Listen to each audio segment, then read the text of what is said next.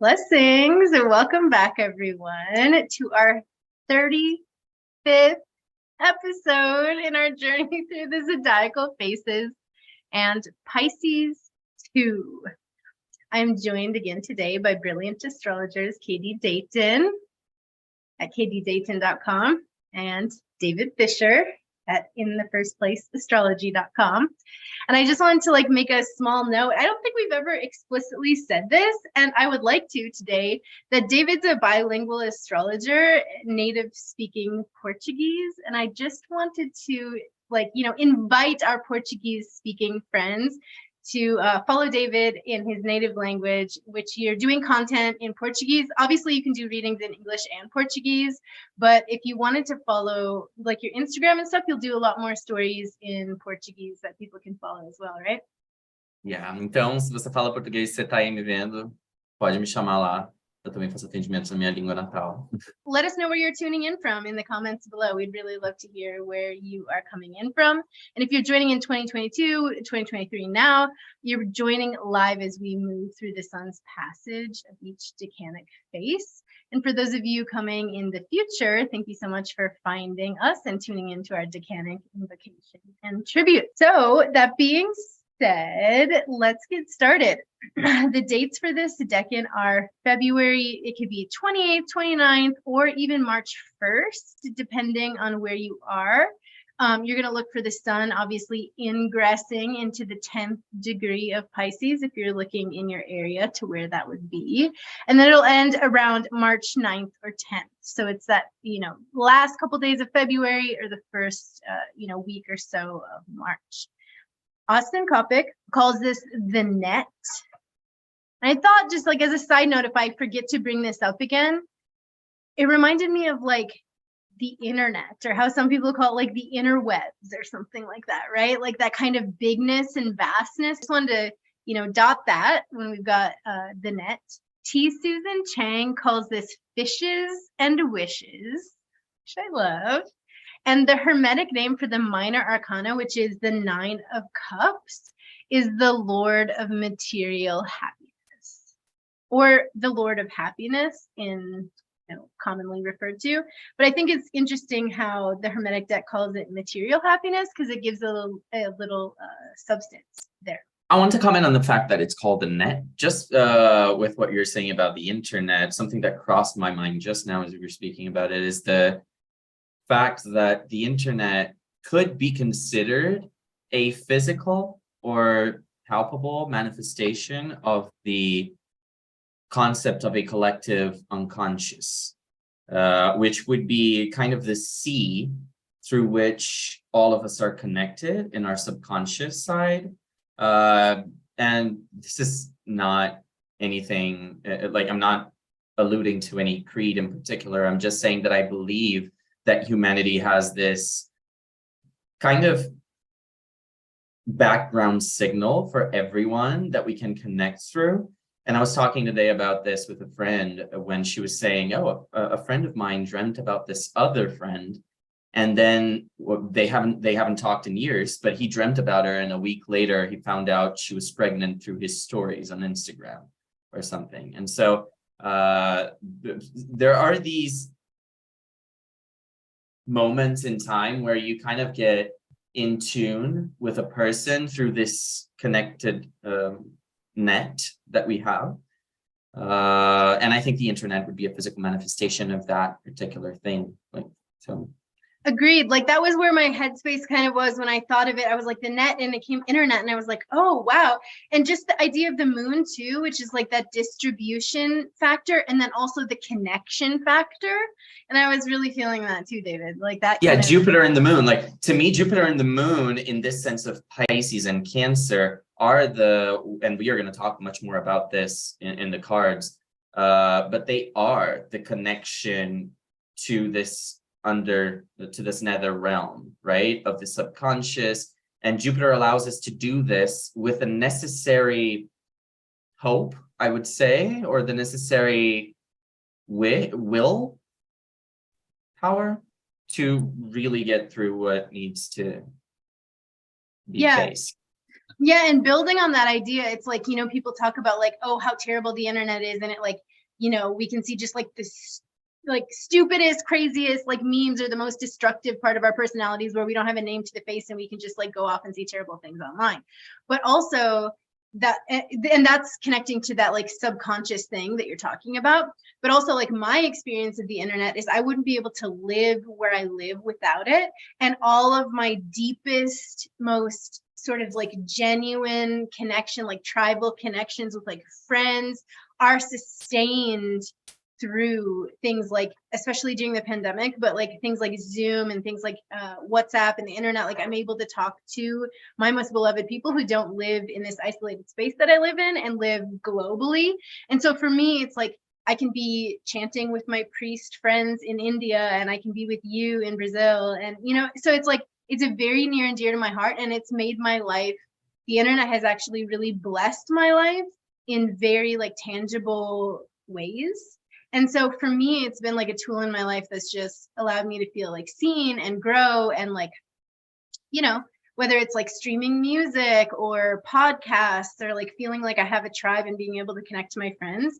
And so I think that does sort of reflect also the Again, it's a sea of possibility, right? Yeah, that subconscious nature of like it's how you use it. And like we do see the destructiveness of it, where like we know like more than 50% of like the dark web is like used for the P word that rhymes with prawn.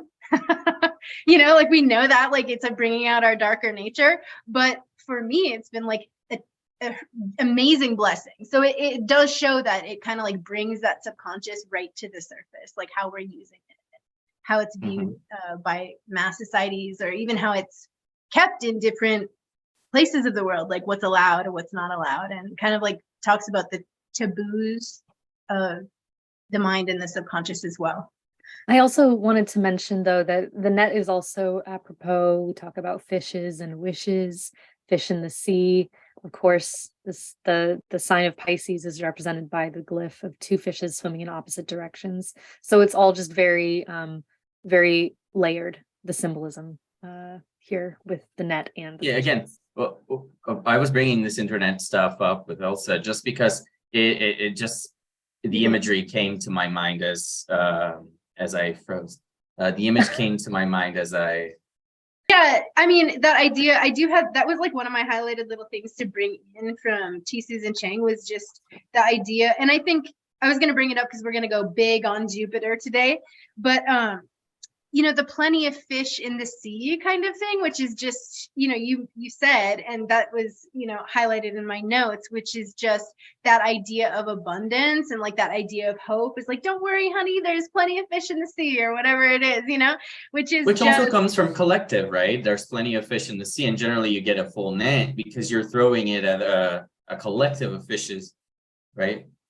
Exactly. And the idea of, you know, again, the net, in some of my notes, I was writing the idea of like, teach a person to fish kind of a thing. Like you don't feed the person for one day, you teach them how to fish. But in this case, we're not like fishing with a spear or a pole, which is like a solitary sort of wish that gets dropped into this giant bucket, which is kind of amazing in the first place that we could even catch like something with a solitary thing. But the idea of a net, which is just this mass and collective, like super abundant way. And obviously, you know, our prayers go out to sea and the health of our oceans. Like obviously fishing with nets is in real life is extremely problematic in a lot of ways, because you're casting a net and you're getting a lot of things that you aren't aiming to get, and it has some problems for the sea. But just as a metaphor in this case, like bringing up that like casting a wide net, and I guess you could even use that sort of more bleak imagery in the net metaphor as well, right? Because the things that you get, you have to make sure you want. That's referenced a little bit as well in relation to this chapter that T. Susan Chang writes on it, and I do want to get into that later. But before we move on to some of the first discussion points, I want to point out that since this is like Jupiter times Jupiter, Jupiter ruled Decan and a Jupiter ruled sign, I want to point out a couple of other places where we've had like double double planets being represented. So for instance, Mars in Scorpio has a Decan, which is called the Lord of Disappointment. So it's interesting to think about Mars times Mars equals disappointment. Jupiter times Jupiter equals happiness. And then at some point in time, we have Saturn in Libra, and we have Saturn times an exalted Saturn is the Lord of Sorrow. So it's just really interesting. Yeah, it really is. And like, there were some points that I wanted to make about this Jupiter thing, and then also like mixed with the moon card, which is, you know, we've got another banger here. Like Jupiter, like how Saturn, one viewer said, like the last Pisces Decan, they said something about this being like the 7th Decan of Capricorn or something, just like how long Saturn like cast its like shadow over our Decanic walk. But this banger here is like the Maha Mukbang, like it's Jupiter, it's extra happy. And maybe even in this case, you could go into like, oh, it's gluttonous, or it's super sweet, or it's too, you know, because also we have the moon, which is like fats and milks and rich, nourishing things. So you've got like the moon and Jupiter, which could just lead to, you know, like overindulgence in a lot of ways. But you know, like a feast of Zeus, or like the feast of the gods, where it's just like completely, like think of Santa with just like all the gifts and just like extra jovial nature and all the feasts and things like that. So that's one aspect of Jupiter. But when I think of Pisces, and we were talking about the religiosity of Pisces and the sort of like faith and trust and that creative, when people think of the meme of Pisces is like creative and like kind and generous and like really able to like, or wanting to help other people, or like just the creative nature, like all the Pisces I know are like painters or singers or all of these things, and the aspect of religiosity and creativity. I think of surrendering to the guru, but like in a good way, not the guru that's like corrupt and taking you in for your money or taking you for some spiritual ride, but like that unadulterated feeling of surrendering to the guru, or surrendering in some way like to the mother. Like if you think of Amrita Anandamayi or something, right? She's this Indian saint where she just gives hugs and she just embraces you in like that motherly feeling. I think of that. If we could think of faith or spirituality in a way where we're like bolstering the best parts of why the world as a collective wants to have religiosity or spirituality, the untainted version, I feel like that's what we're getting at here, is like when you have an authentic surrendering to the divine in a way where you're actually encountering the divine, and it's not there to like corrupt you, it's there to help you, it's there to love you. And I want to, I want us to think about that, because in Vedic or Jyotish astrology, they actually call Jupiter the guru. Like that is the name for Jupiter. And it's got this benevolent, uncorrupted kindness and compassion. It's like the hope, if there is one, or the warmth, or the true like wisdom and warmth that you would get from this benefic daytime planet when it's not having to be corrupted or share its energy, especially in its female form.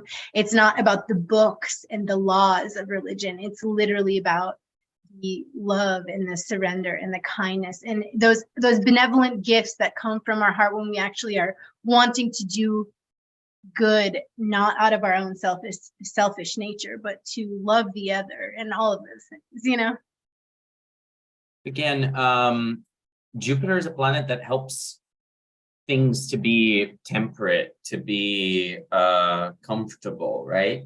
It wants things to be supportive.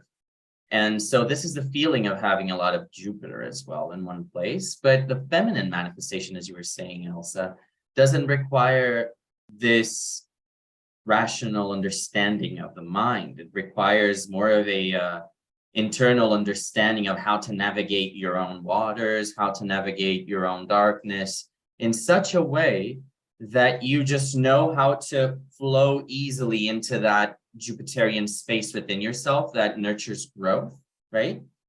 Thinking more in an internalized kind of way. I know that there are manifestations of this decan, obviously, that are much more external and that are encompassing our reality in many more ways than just our internal processes, but just thinking about how this manifests perhaps in someone's consciousness.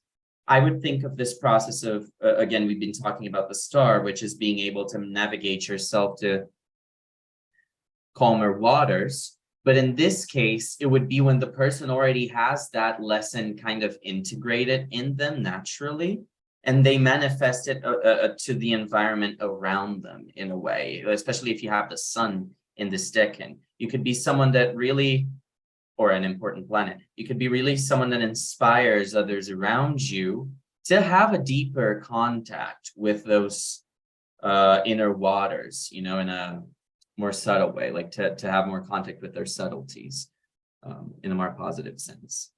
Well, I spoke too much, but yeah, no, I agree. I completely agree. And I wanted to get that out because we are going to dive deep into some of the challenges, because it's not that every decan, obviously someone called it the circle of beasts, right, in the comments too, which I love, but it's true, we are constantly noting the perils that each decan affords us or whatever.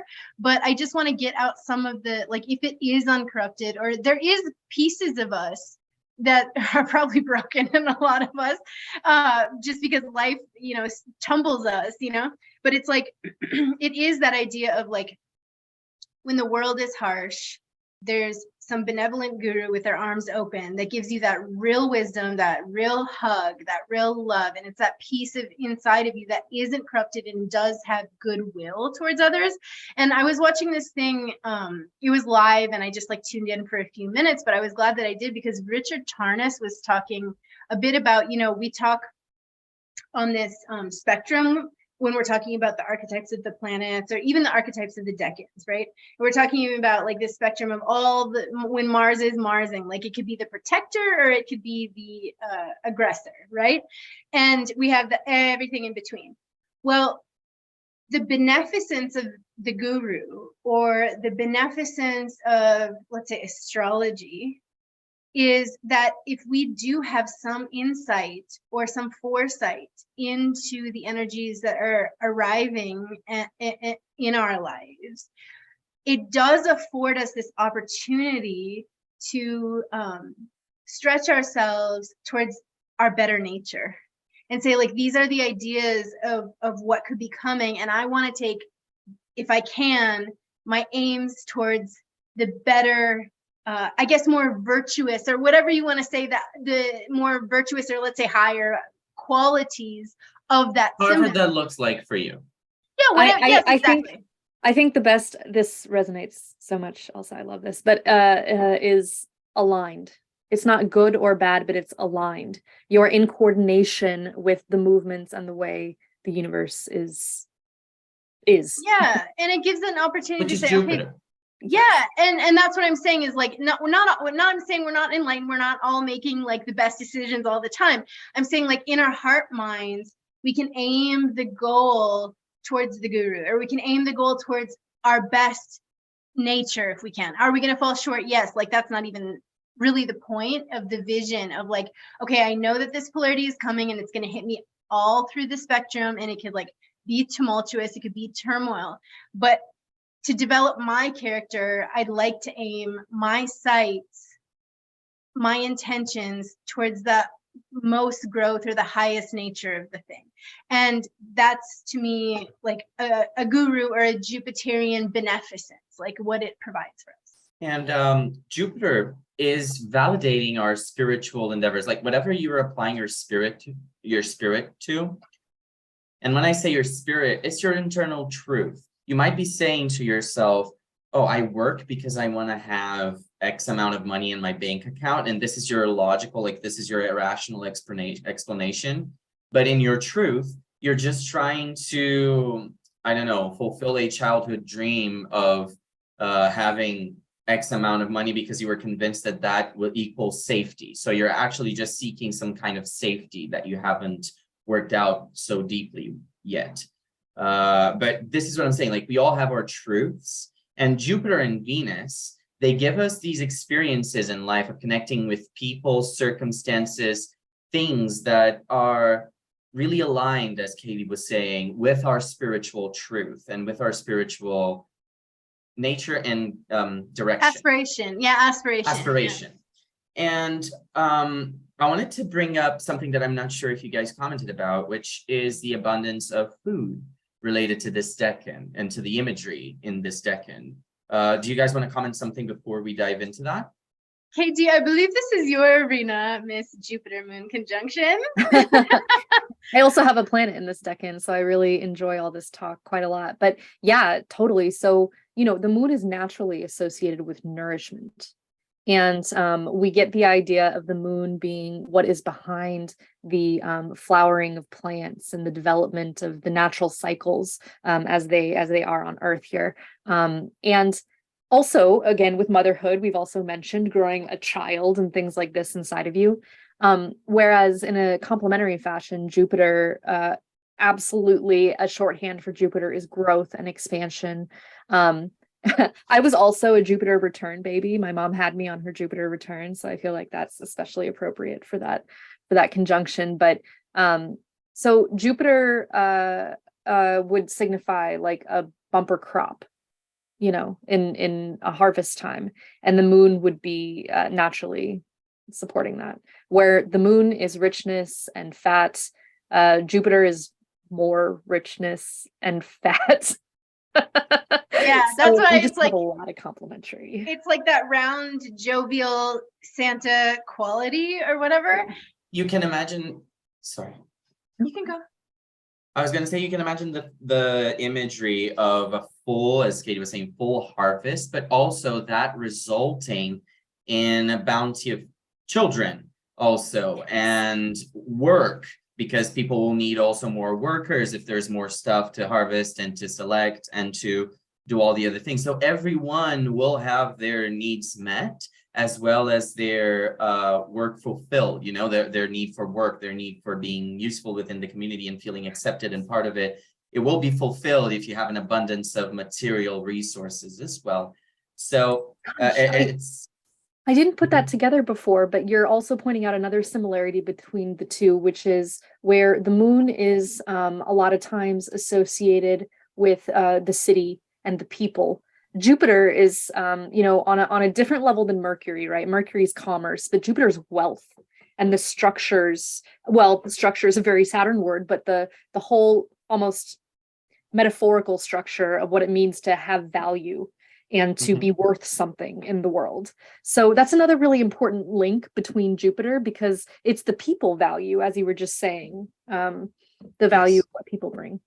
Yeah, and I was thinking, you know, if I was thinking about the idea of like how good it feels to give, or if you have plenty, like let's say you just have so much, like how good it feels to give. And when you think of the beneficence of that, it would be like someone who had like a king or a wealthy person who has a lot, but they just distribute it to the poor and needy, like generously. So like that generosity of like, I'm not happy. And that's the idea of like gurus coming back and taking form, right? Is like, until everybody's enlightened, I can't totally fulfill my own like destiny as an enlightened being, right? So I come back for the benefit of all beings, right? I come back with the idea that I am a part of the whole and everybody's a part of me. So if they're not happy, then I'm not somehow fulfilled in a sense. So it's like, it's the like wanting good for the collective. And if you have something generous to give, freely giving it, like that opulence, that idea of like the whole collective being taken care of. And then also Jupiter just being like in the ancient text, like the growth part of the seed. So like Mars and Venus have to do with like copulation and coupling and things like that, but Jupiter actually has to do with like masculine fertility as far as like the generation of that like fluid or whatever. So it is very much like that growth oriented. So when people say expanse, yeah, it's just because it's big and it's all encompassing, but it definitely has to do with like, you know, that element. And also Zeus, right? Zeus was like known for, I mean, not in a good way. No, not in a good way. For his wife, but having like an extraordinary amount of lovers.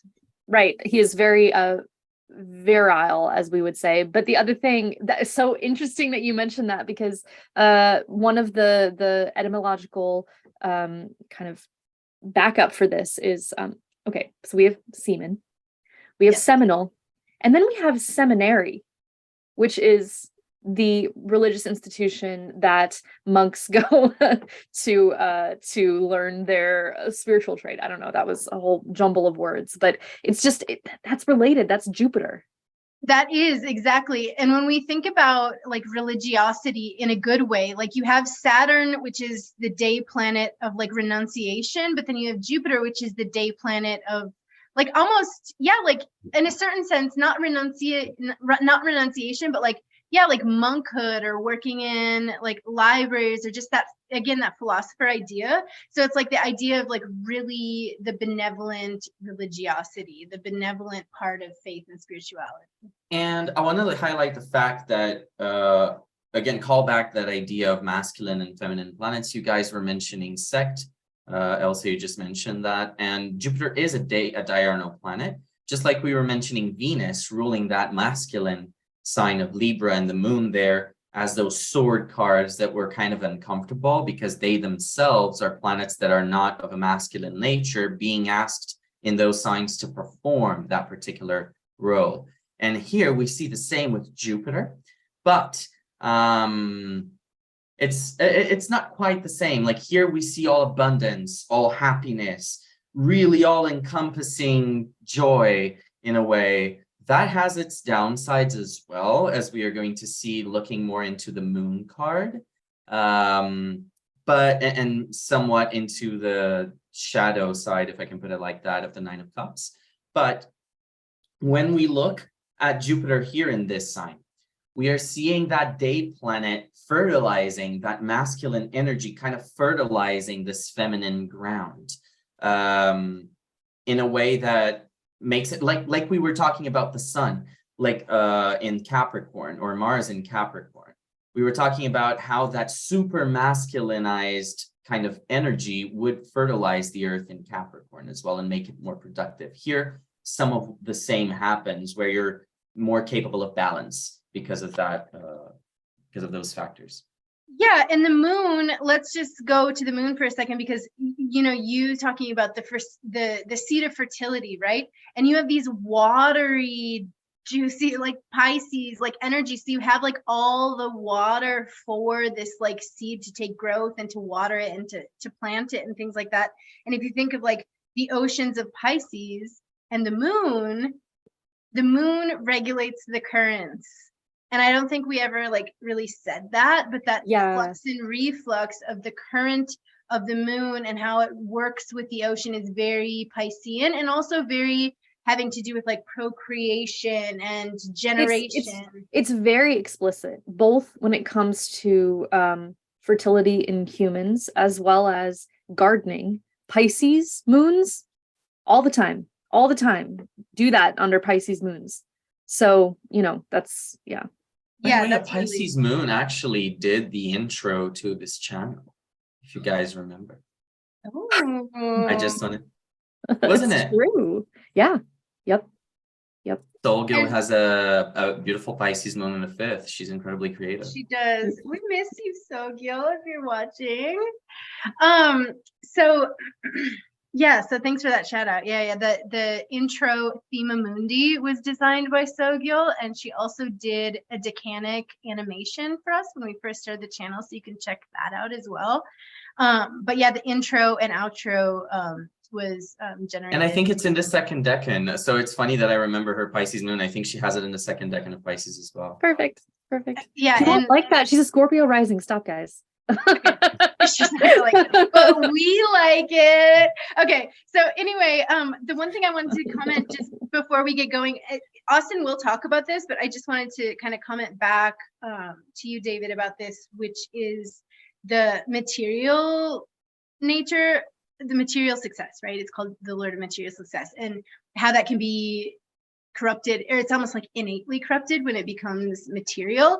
But Austin brings forth this idea of like, which came first, the chicken or the egg? And in this case, like if we're looking at it from a positive space, we know that money can't buy happiness.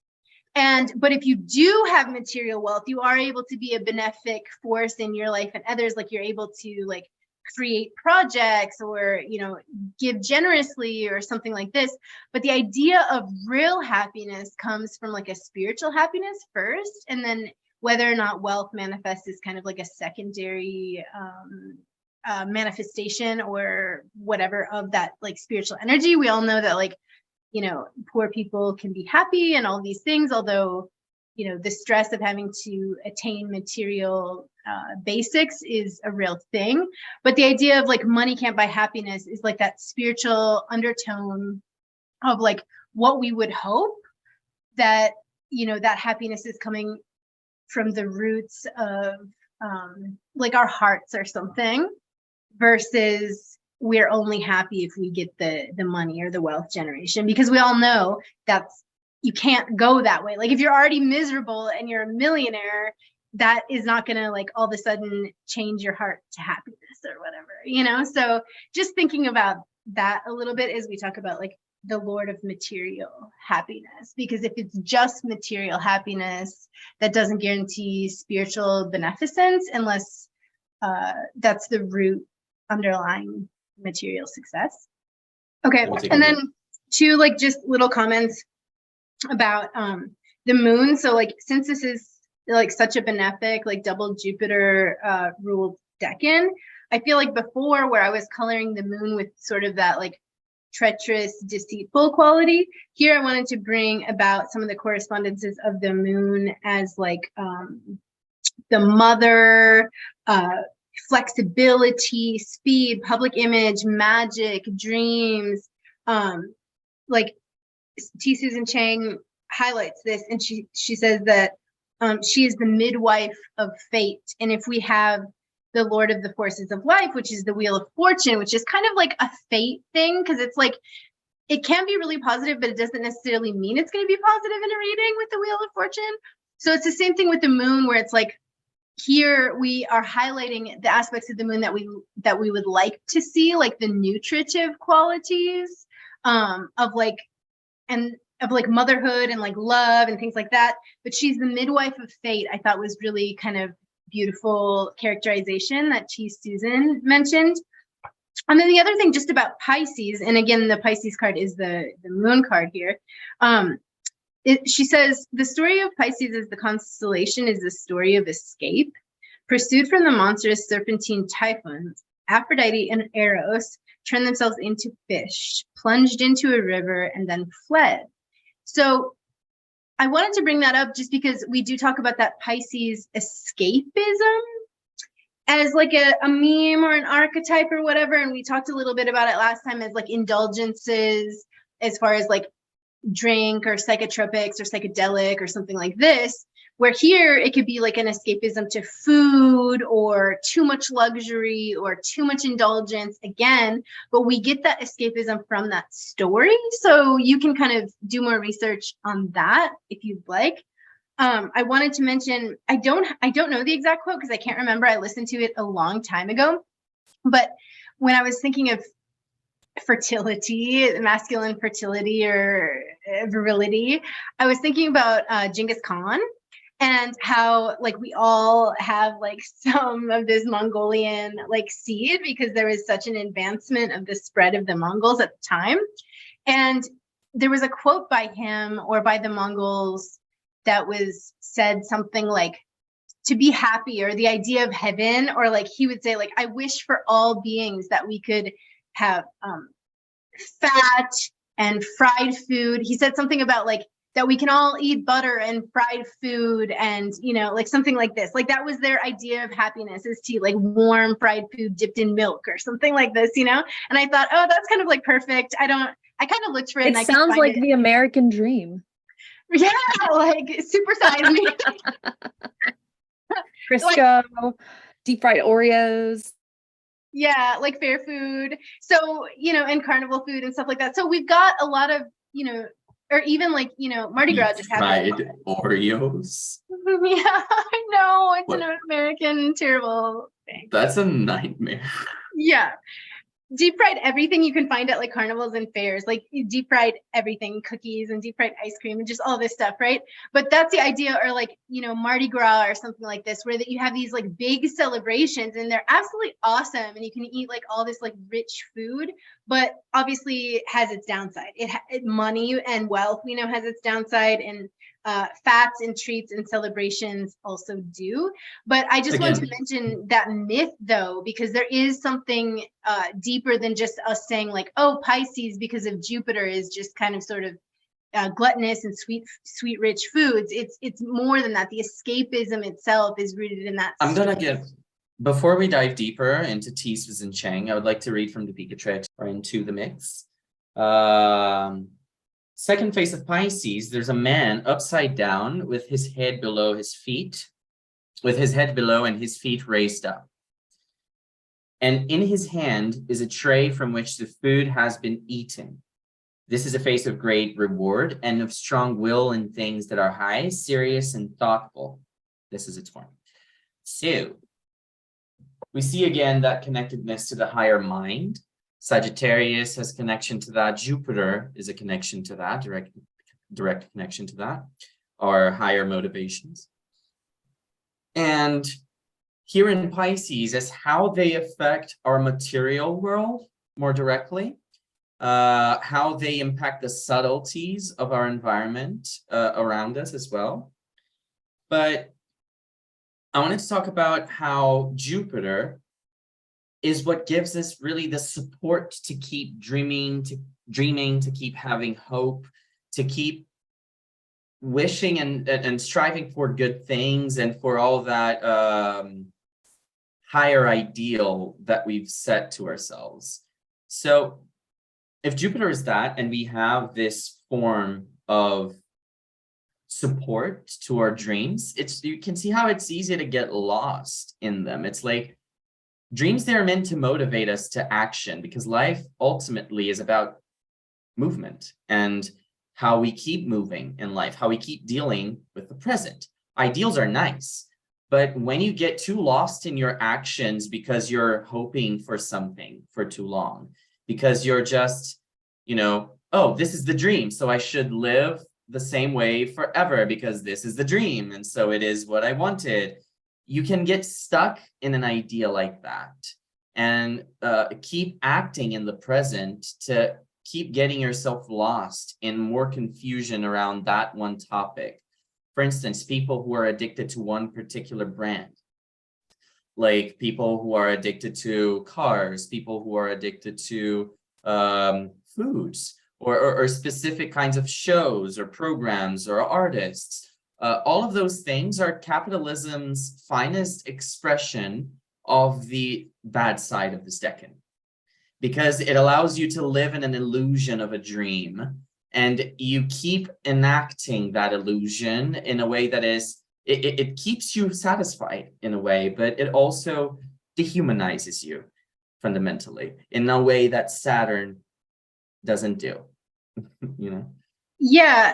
It's interesting you bring this up. This is going to be something that I brought up later, but it's perfect right now because I was listening to this podcast, and this is like I guess a segue into what I was going to say. This is just off the cuff, but I was listening to this podcast about how Coca-Cola as a brand has, like, you know, distributed itself malefically throughout the world, and how Coca-Cola has made its way to almost every single altar in Mexico and in a lot of places, actually. Like, you could take this example, you know, worldwide, but they were specifically talking about, you know, this region, and how like these name brands have become part of ritual offerings.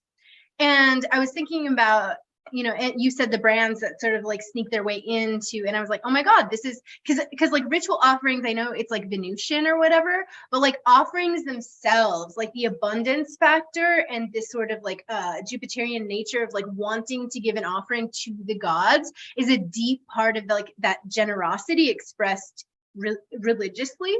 And I have a note here about last time we talked about that subtext of like the music or the underlying tone of scent when it comes to building a subconscious subtext for us, like the scent memory and things like this. And I was thinking about ritual, and when I'm performing ritual or magic ritual, or it's again, it's global, it's worldwide. Like the lighting of incense is like the lighting of a candle is like absolutely pervasive worldwide when it comes to creating ritual space. And then just how that builds like the context for the ritual, like subfumigation, incense, perfume, anointing oneself, anointing the gods, and just that impact that builds in our sensory space when it's done in a spiritual motif or with a spiritual underlying intention. And I wanted to bring that in, but then when you started talking about branding, that's also happening with like specific brands where Coca-Cola finds itself on altars worldwide or whatever, so it's both here. Like I thought that was really exemplary of like Jupiter as both. And yet another facet of it, I'm not going to rehash this conversation entirely, but we were briefly having a conversation earlier about quality in things that you expect quality from based on their brand or the name behind it, let's say. And it is all interrelated, because that is why I think some brands are respected, is that, they think that there is a certain level of quality assured by Coca-Cola that you would be okay with putting it on your altar, So it's that, and that too, all of it is very Jupiterian, the luxury aspect that's also of high quality. Well, they've also corrupted us. Sorry, they've also corrupted us to like not be able to drink the water, therefore having to drink Coca-Cola instead. Definitely not standing up for Coca-Cola, but just saying, if you're looking for a sugary beverage. No, right, but the idea of like it being a like almost like a sign of wealth. Also, you're not getting like the generic like sugary drink, you're getting the sort of like quality one, like you were saying. That was like my bigger I guess point. And so like again, this is something that Schmidt brings in about Jupiter, which is the giving support for something else to be brought forth.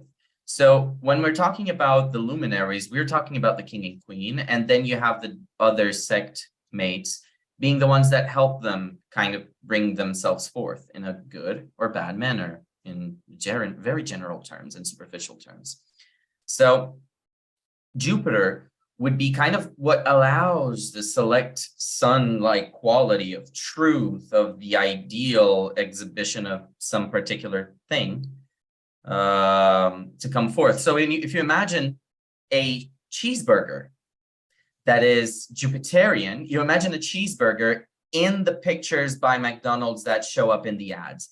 That is a Jupiterian cheeseburger, because that is the ideal of a cheeseburger, and that is what you will look for when you go looking for that cheeseburger, for that particular ideal. So Jupiter is what very you much expect. It's what you expect yes. when you place that order. Yes, and you expect it because there is this Jupiterian feeling of this is what I'm getting, right? That brand guarantees it. That ideal behind it guarantees it. That is that thing. And capitalism is based on that. So you can see how Jupiter taken to an extreme can really go offhand. You can get lost in just exacerbating people's stimuli, like the stimuli that people receive for that particular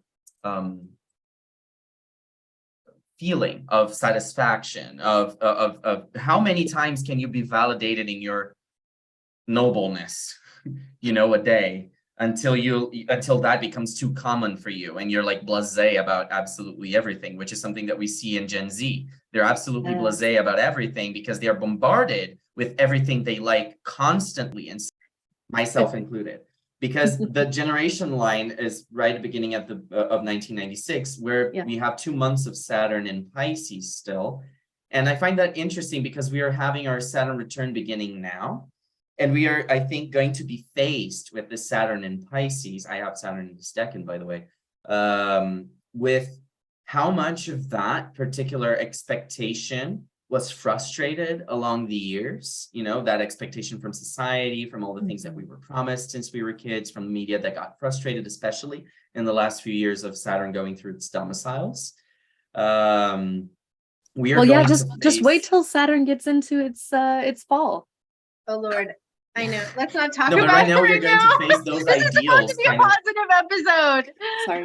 But we are going to face those ideals kind of crumbling and being like, oh, okay, so these are the realities of those expectations that were frustrated, and this is how we can also build anew. I think that in the second decan, Saturn is really going to bring how we can start building anew that ideal.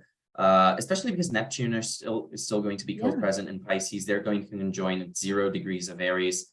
So we're the generation that these 0 degrees conjunctions of Saturn to other outer planets like Jupiter at 0 Aquarius, Neptune at 0 Aries, they're active signs, 0 degrees. This is us as a society kind of redefining our ideals. And part of it is going to be deconstructing all of this escapism from capitalism that we've built from the past few decades. I'm not saying it's going to happen in this particular transit alone, but the foundations of that revolution are set, and the horrors for the deconstruction are going to be. Well, I am. When Saturn and Neptune meet at 0 degrees Aries, there's going to be some shit going down.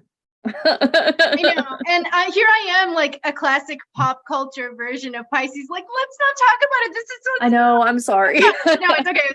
I don't know. Something, David, you were saying that escapes me now, but something about like the pop culture of Pisces, which is like, not only do we think of it as like that escapism, but we think of it as that kind of like idealist to like that toxic positivity thing, right? Where it's like, it's the ideal of the sandwich that's there, and it's not that, it's like the lie, it's the ideal of the brand. And the Schmidt thing, like I remember listening to him talk about Jupiter as like exactly what you're saying, but just to add to it, like something that's given, right? And it just reminds me of that offering or that gift, that something is being like given up. And also he talks about it like in the negative way of like, it's a given.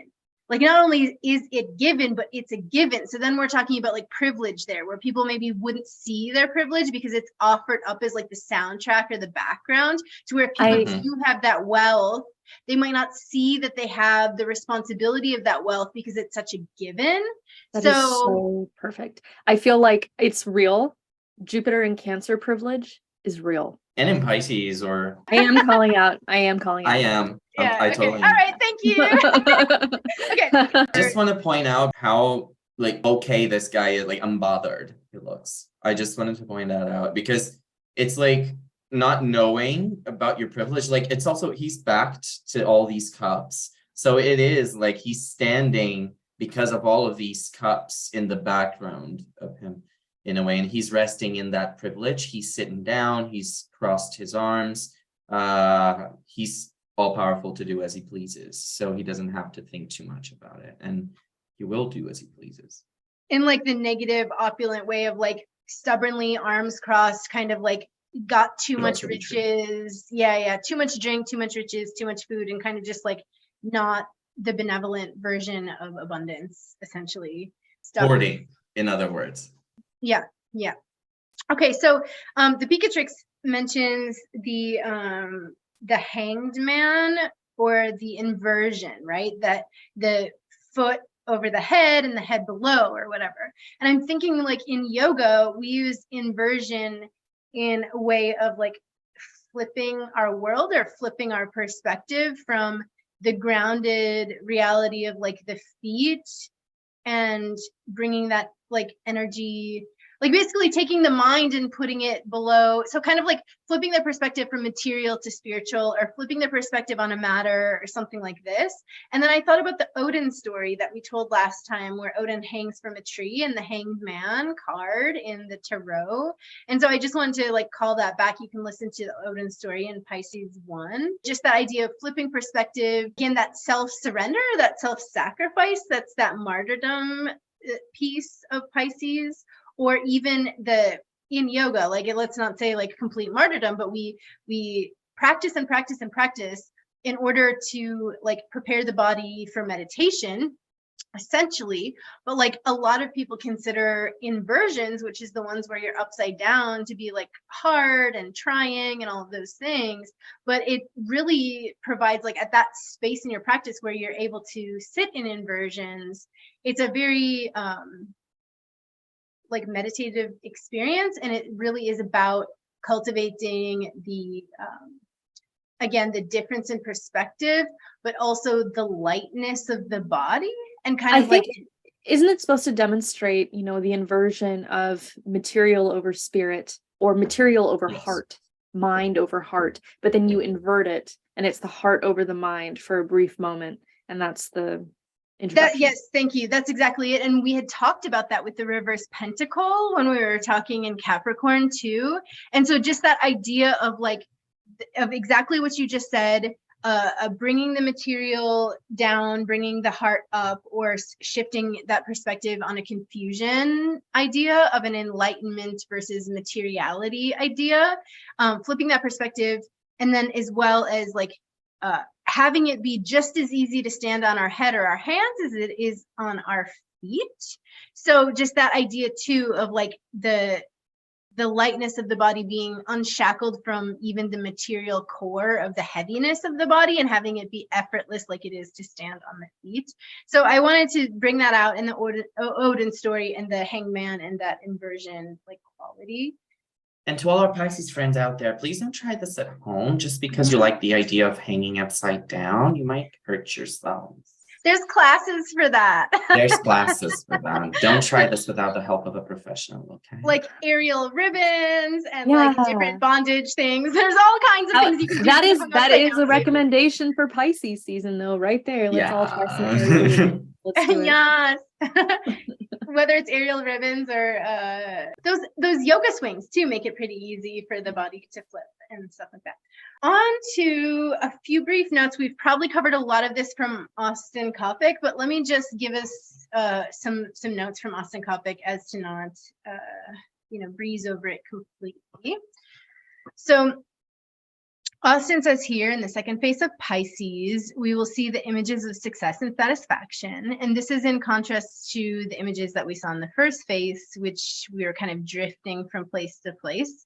The figures of the second phase are anchored in the invisible, yet step forward to play important roles in the visible world. So again, we have that material success here that ideally would be brought about from that oceanic, deep, dissolving quality of like the God consciousness. Here, the central conflict is how to reconcile one's understanding of the true nature of reality with the world as it is. I want to make a comment on this because we are going to talk about the middle path soon. Just to bring it in a little bit into focus and introduce the subject, there is, we mentioned it in the last video as well, but we're going to talk a little bit more in this context, that this is the decan that has the middle of a mutable sign.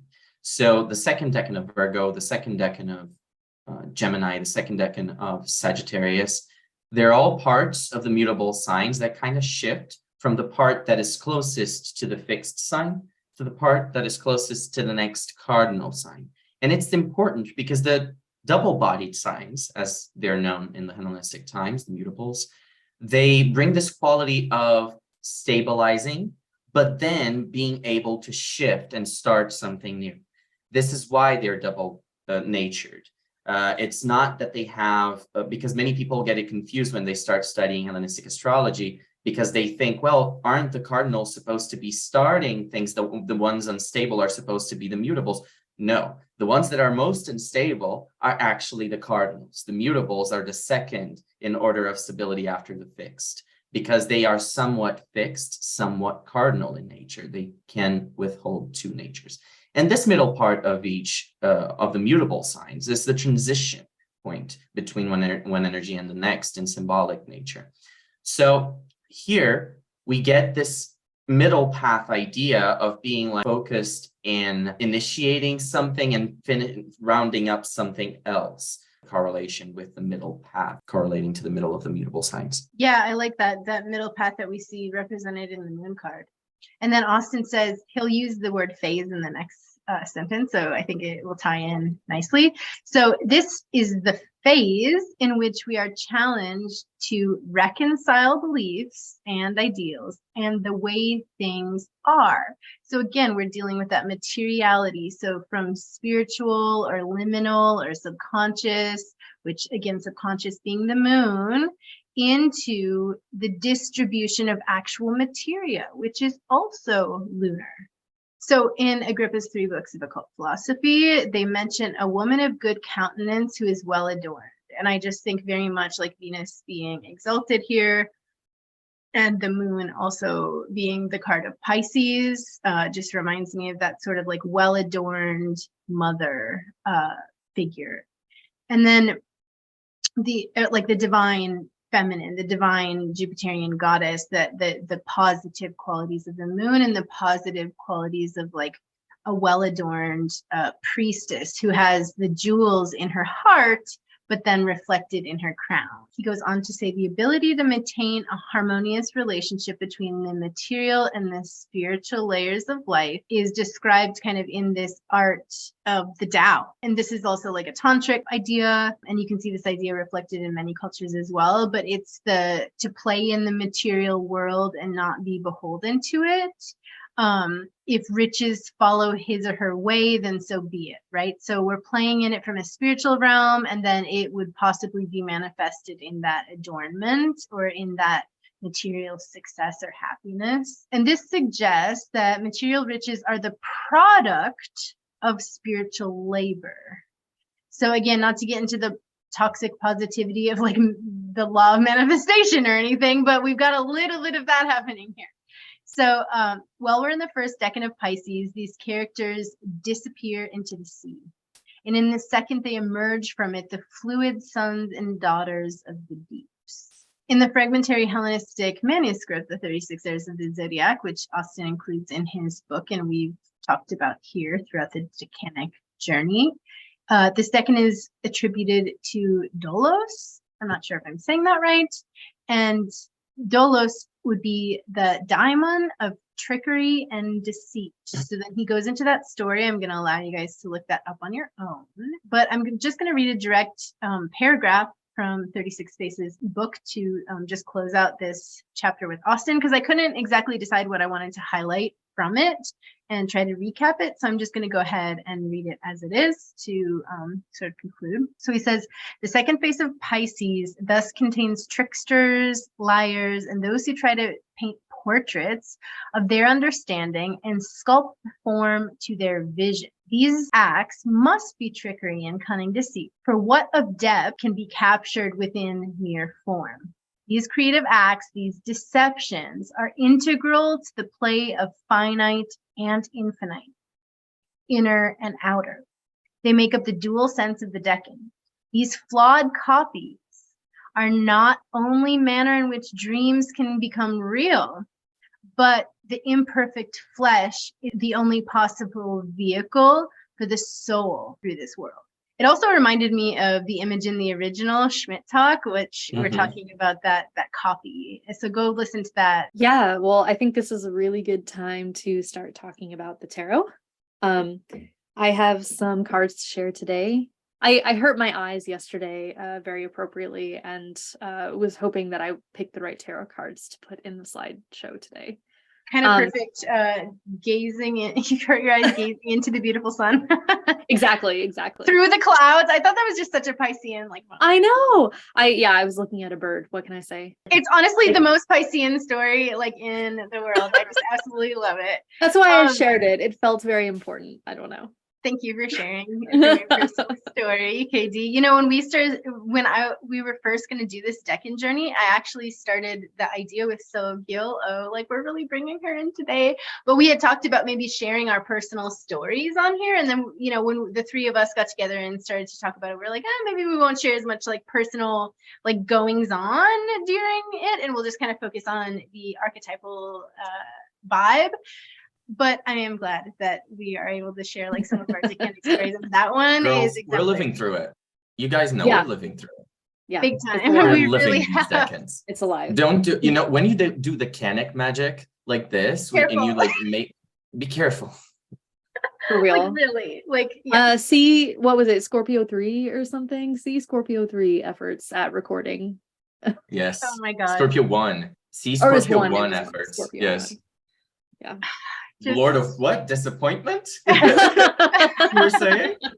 And again, in true Piscean form, like let's not talk about it. Let's not go there. It's going to make me want to escape. For sure. All right. Okay, so we have the moon card here, which is our card for all of the Pisces decans, because the moon is the card of Pisces.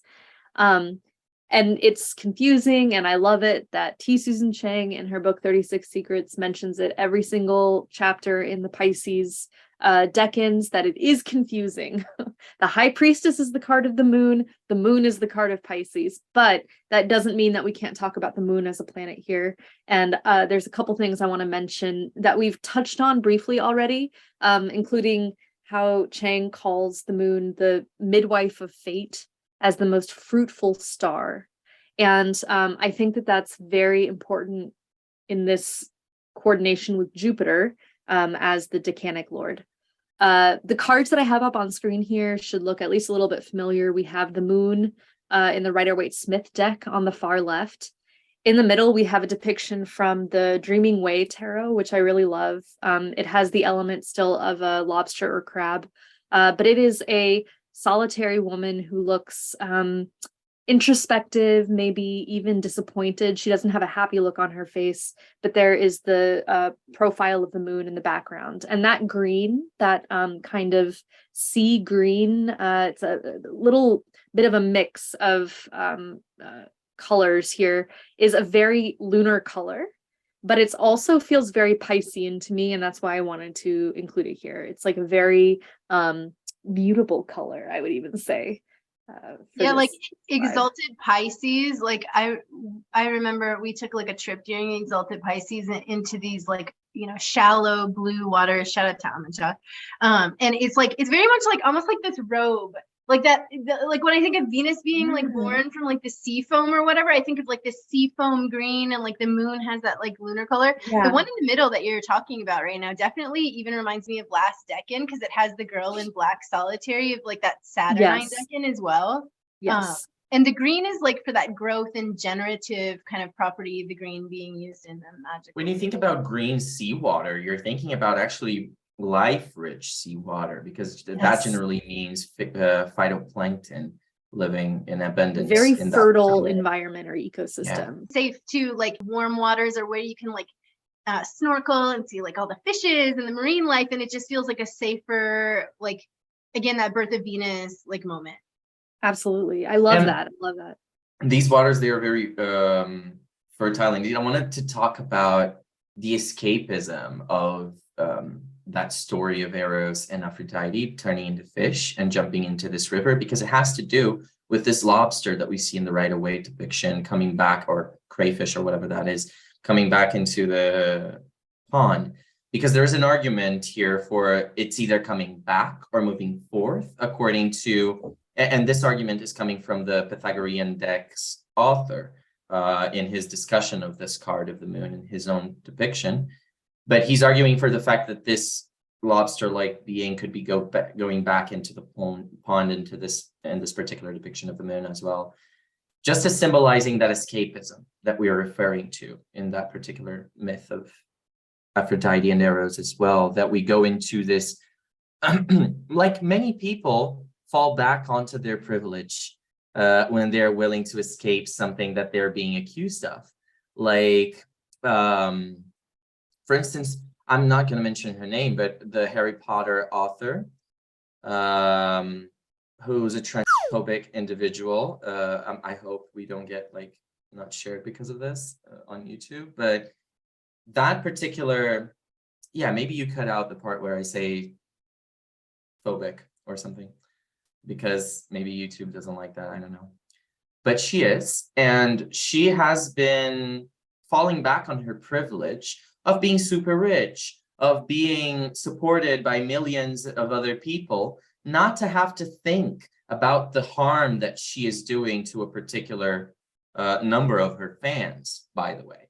So she really is one example of that. There are millions of examples that we can use throughout history, but this is just even if one. we don't use another example, like I just want to say something about that, David, which is that it's like she is blaming the vitriol against her on her being rich and famous. Okay. Not about her so- beliefs or the ideas that are hateful that she has, but it's completely, oh, it's just because I'm in the spotlight. It's not, like. So she's literally using that Jupiterian signification to shield herself from responsibility in this It's case. And this is ridiculous. a blatant expression of what we're trying to convey here of the shadow side of this Decan. Yes. The when people talk about privilege, like and we're talking about it in that shadow side. I don't care if it gets banned. I can beep your the actual word. Yeah. But like I don't want us to like hold back on what we have to say because of the YouTube algorithms. That being said, if you guys like this video and subscribe, that'll help us get up on the algorithm, because we've recently found out that we're being shared through other people's channels. Like, if you like this, you might like, this. And so that's really good for us.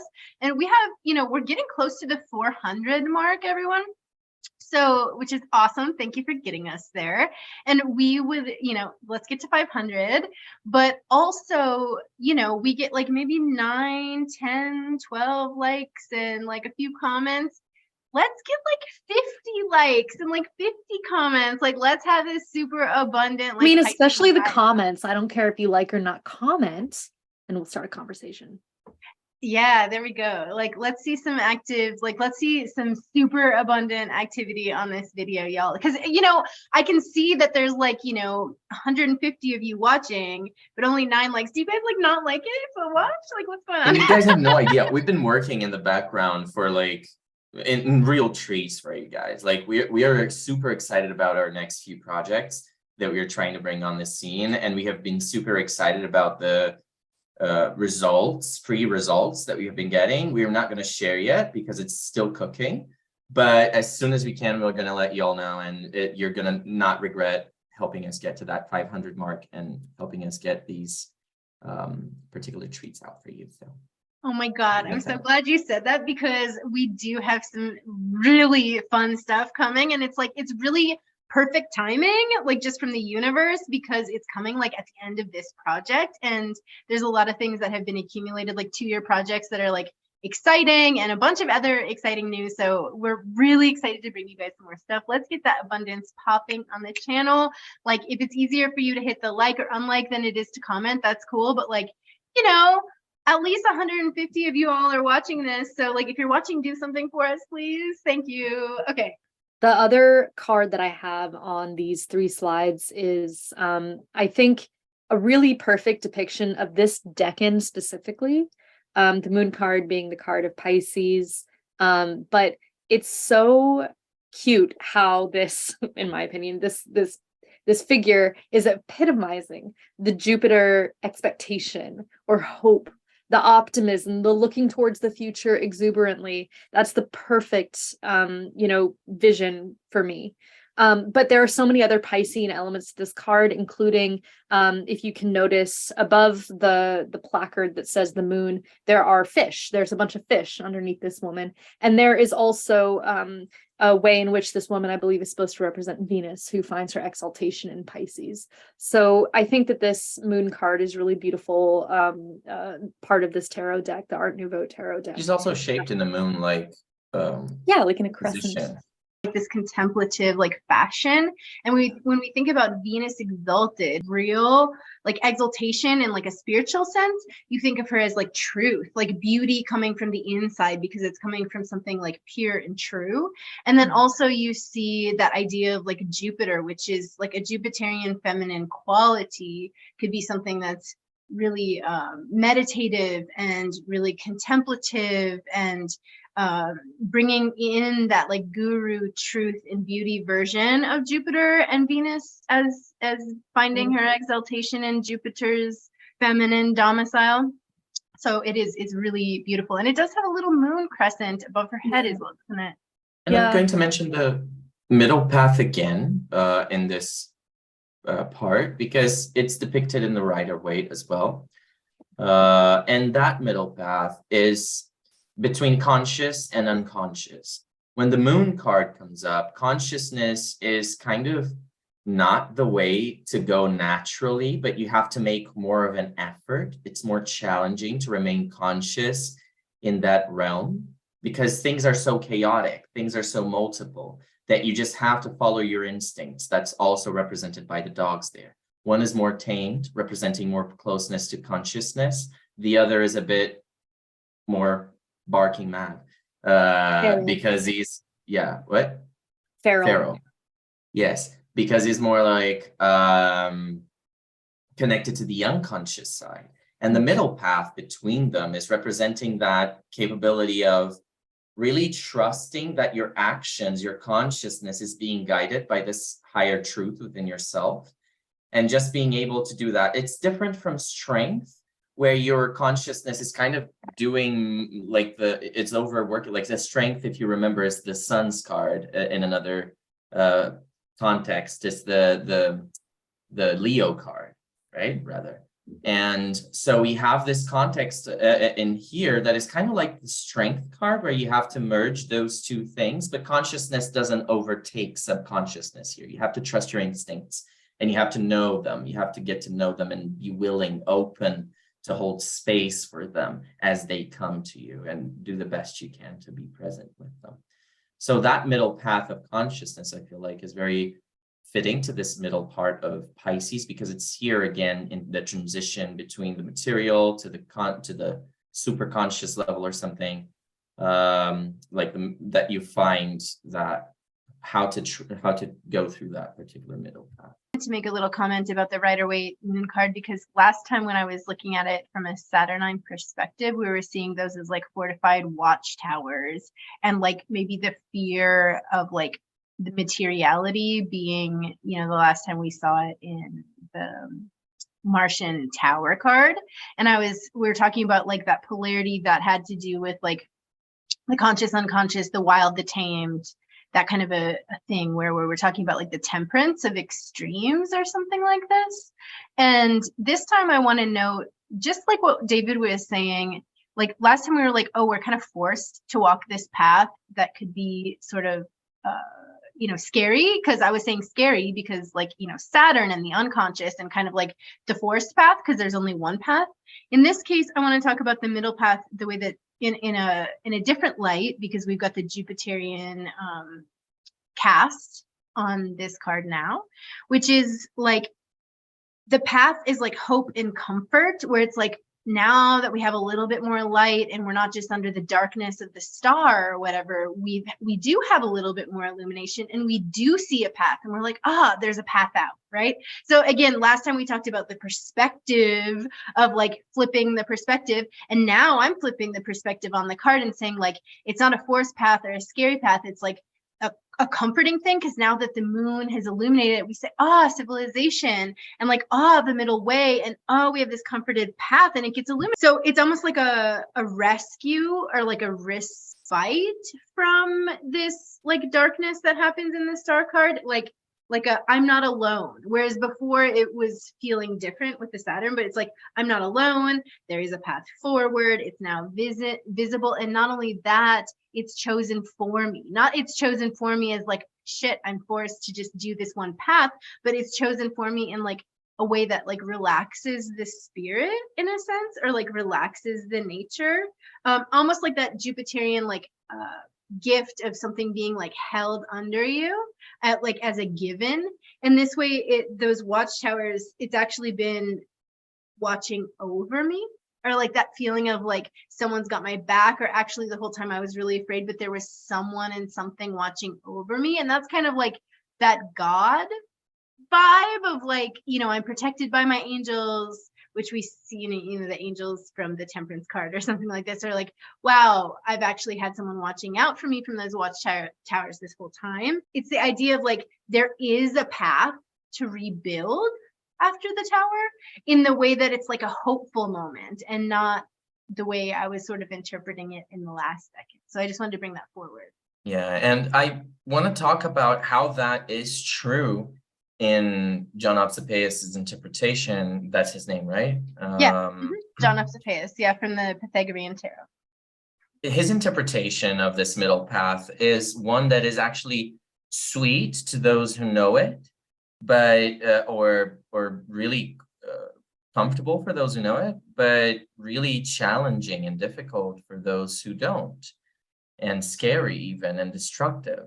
We see this wisdom of Jupiter being selected in what Elsa is saying.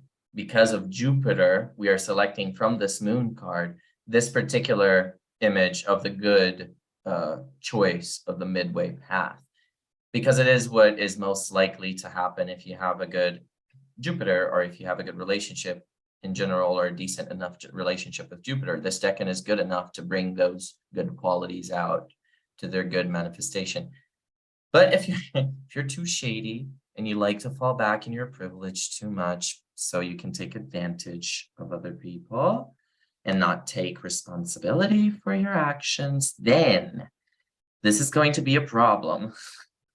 Yeah, and it's like it is harkening back, because last time we had Saturn, so it was like super deceitful, and like it had that cast where sometimes we see the moon as deceit. But like what you're saying is like you can use that selection. And this time though, even Austin says there still is this trickster energy, there still is this deceit energy here. So like, and last time we were talking about the shifted perspective, right? Like that was the whole, shtick last time. And I think we ended with the T. Susan Chang quote is like, instead of being scared that anything can happen, wake up to the idea that yes, anything can happen. Like, it's the same thing, but different perspective.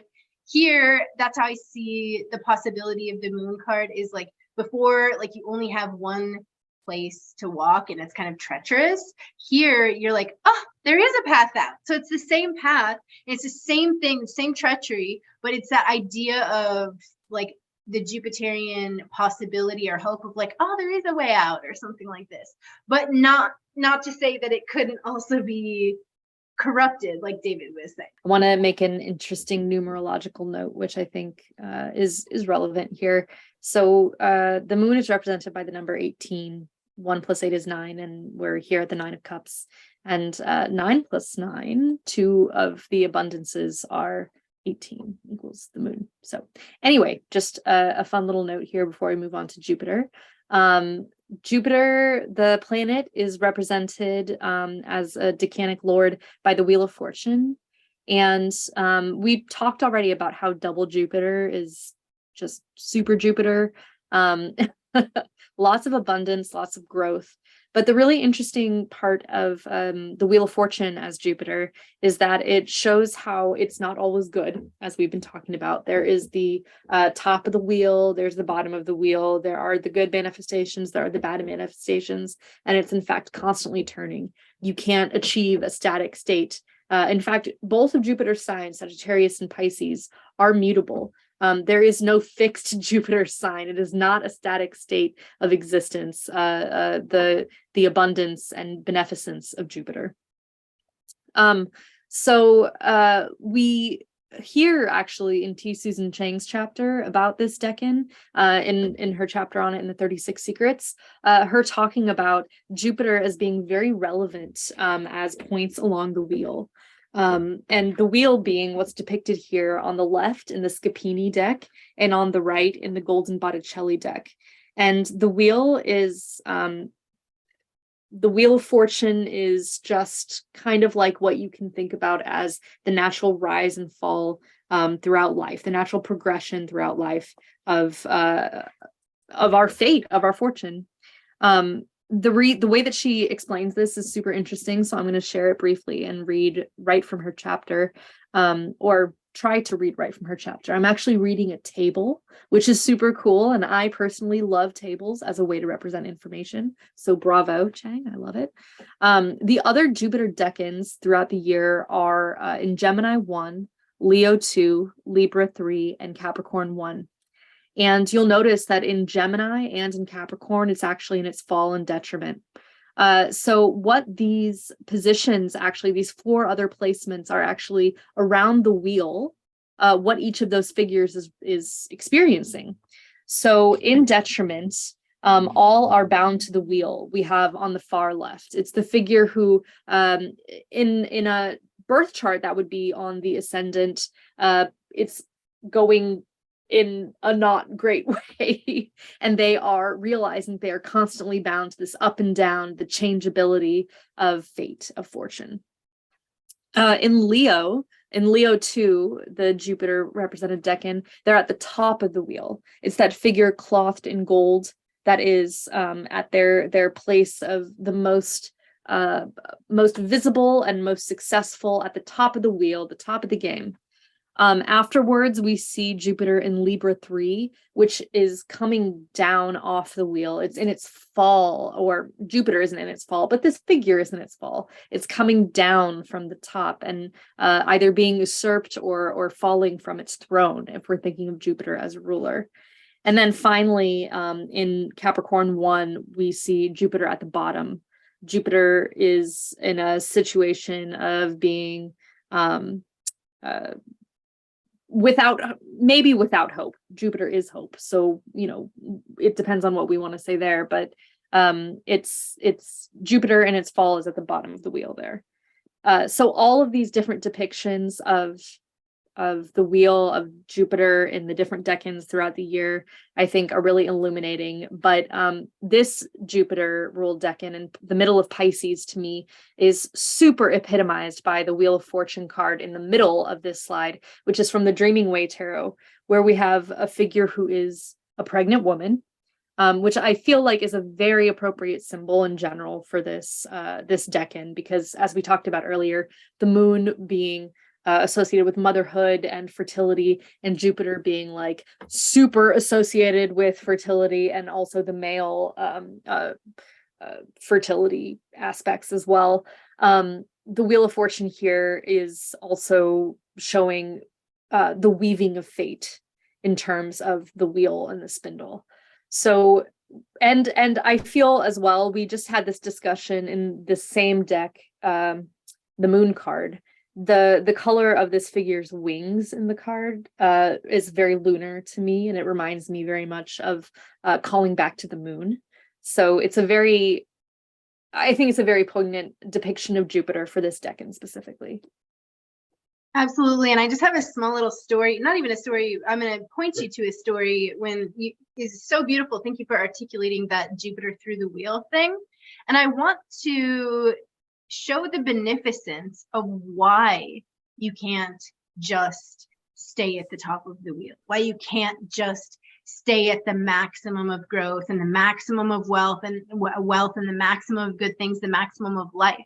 So there's this story, and this to me is talking about the dichotomy of the two major daytime planets, which is the greater malefic and the greater benefic. So you have the greater benefic, which is Jupiter. And in this story, this would be represented by like immortality, like life being only born and never dying, all the good things being a possibility. Like none of us, like the idea of like none of us want to die, that being a good thing, right?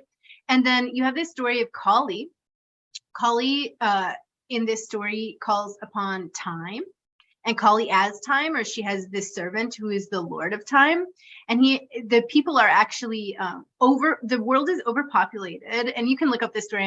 I'm like very briefly going over it, but the world is overpopulating, and the people are just crawling on top of each other and writhing, and because there is no time and there is no death, and it's only birth and only beneficence and only like Venus and Jupiter just copulating, and there's actually no space in the world. It's just writhing with people on top of people on top of people, and they have no way for even their excrement to be away from them. So if you can imagine that scene, and Saturn or time comes in, and Saturn or Kali kind of blesses us with the idea of death, or the idea of generations, or the idea of time, because the people are actually calling out to the goddess saying like, please help us, like we're just writhing in each other and in bounty of life, but really we don't even have anywhere to release our excrement or our compost or our people. We're just people on top of people on top of people, but the people are being crushed and they're suffering. And the idea of this cyclical time, that Jupiter can't just only be giving and only be eating and only being copulating, or we would be in this sort of like hell realm of beneficence. So it has to be sort of this like wheel of balance of being able to have excrement and compost and death in order to make space for more and more abundance and blessings. And that's, to me, that story reminded me of what you were talking about with this wheel of opulence, essentially, and how we want always the good things to stay, but that wish is sort of like an illusion or a delusion.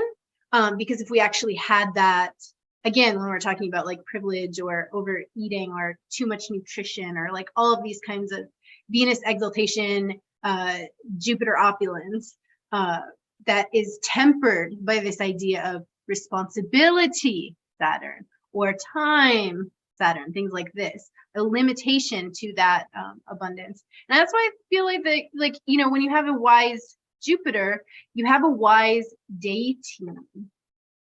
You have a wise Saturn.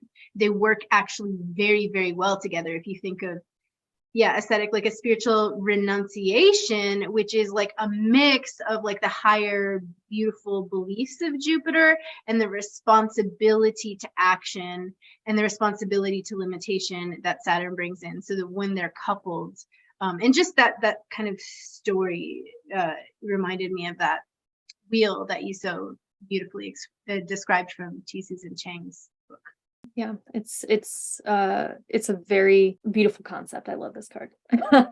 And you mentioned something that I think is a really great segue, and I wish I would have seized on it at the time, but we talk about like wishes for how things will go, and that is very much what we have in the Nine of Cups. The Nine of Cups is essentially the card of wishes.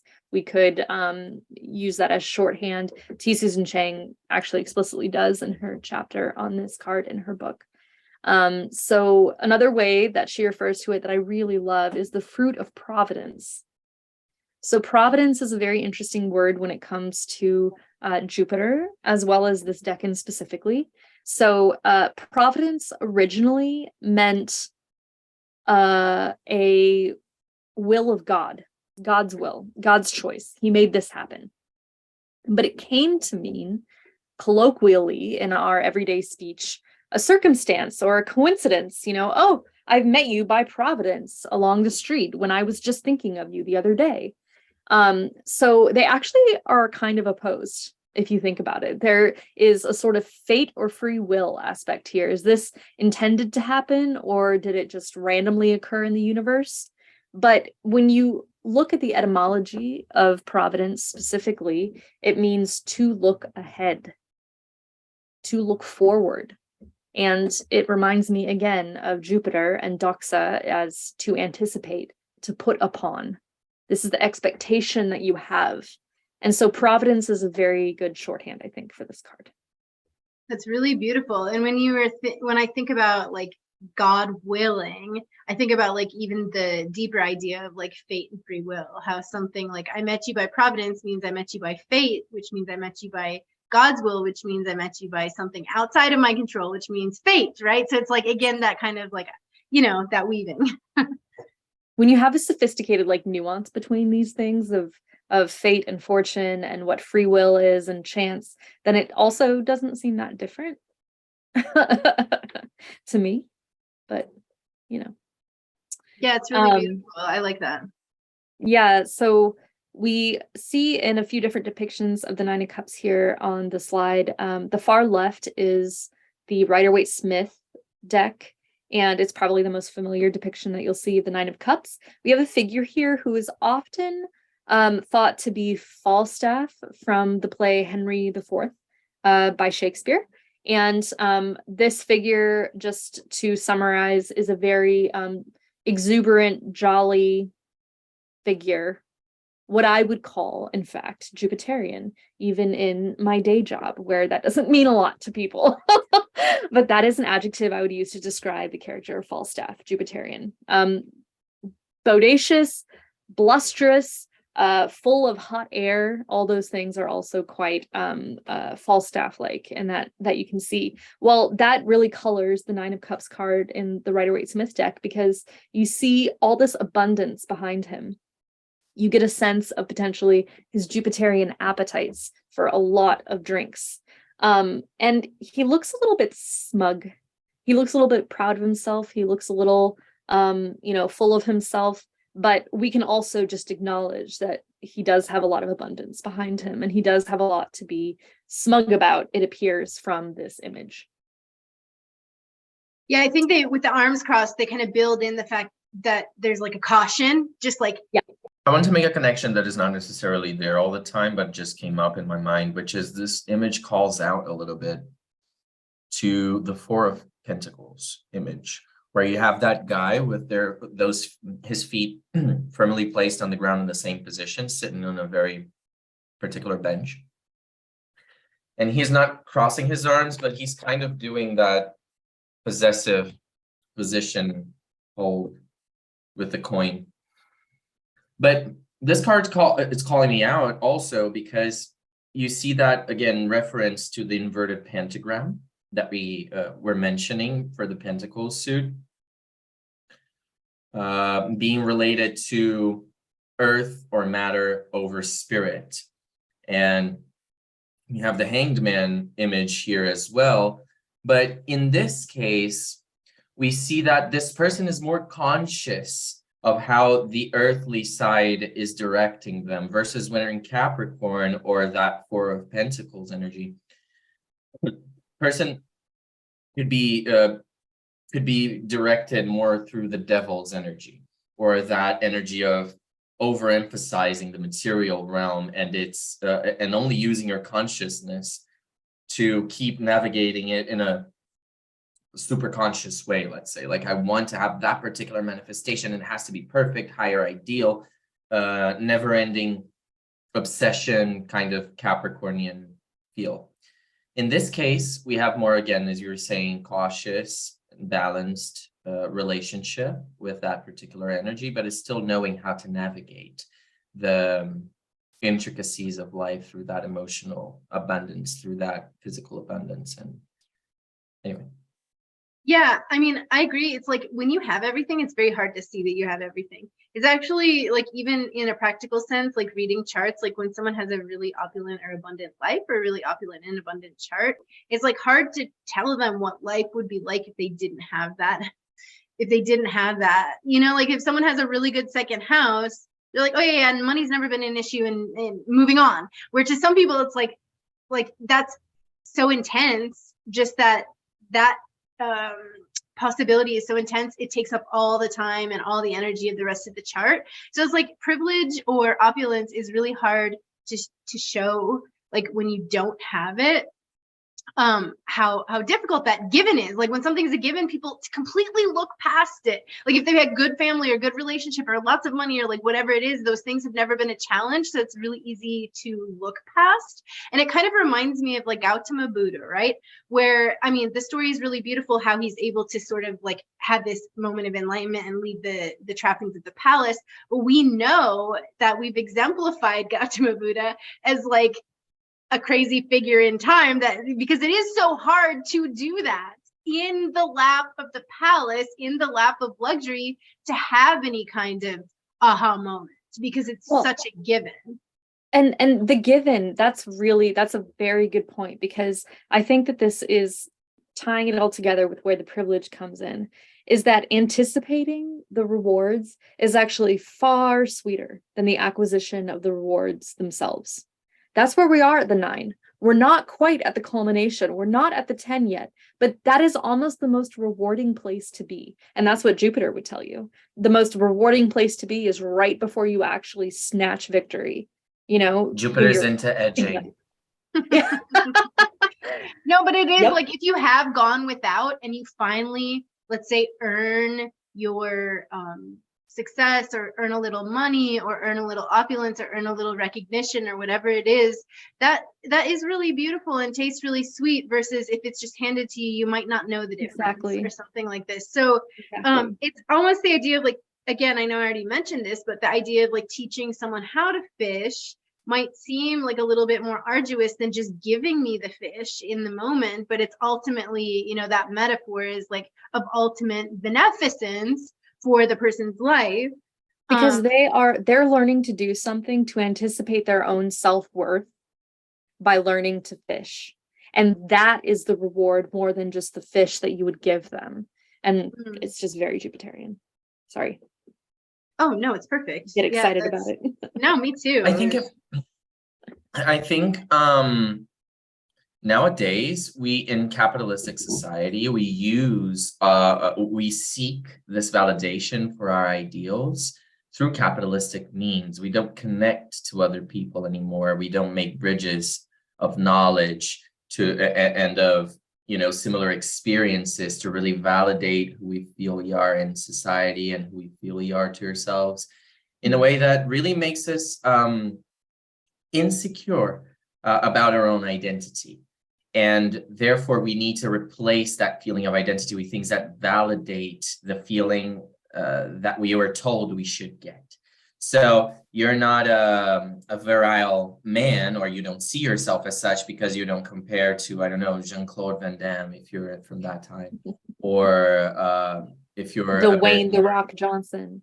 Yeah, or something like that. If you don't think of yourself as virile, well, here is the brand that they wear so you can feel closer to them, so you can feel like you look a little bit more like them, And this is the way capitalism has prevented us from really looking for our own crowds, for our own purposes, where we are going to flourish more and give way to ideals, to anticipation of ideals that are more collective, that are more progressive, really, and that incentivize a growth that is general and not just personal because you want to get to a particular set ideal, but because you want the ideals to come from other people, to be true to who they are, to have space to flourish in a way that is good for you as well, for your society, like you were trying to do.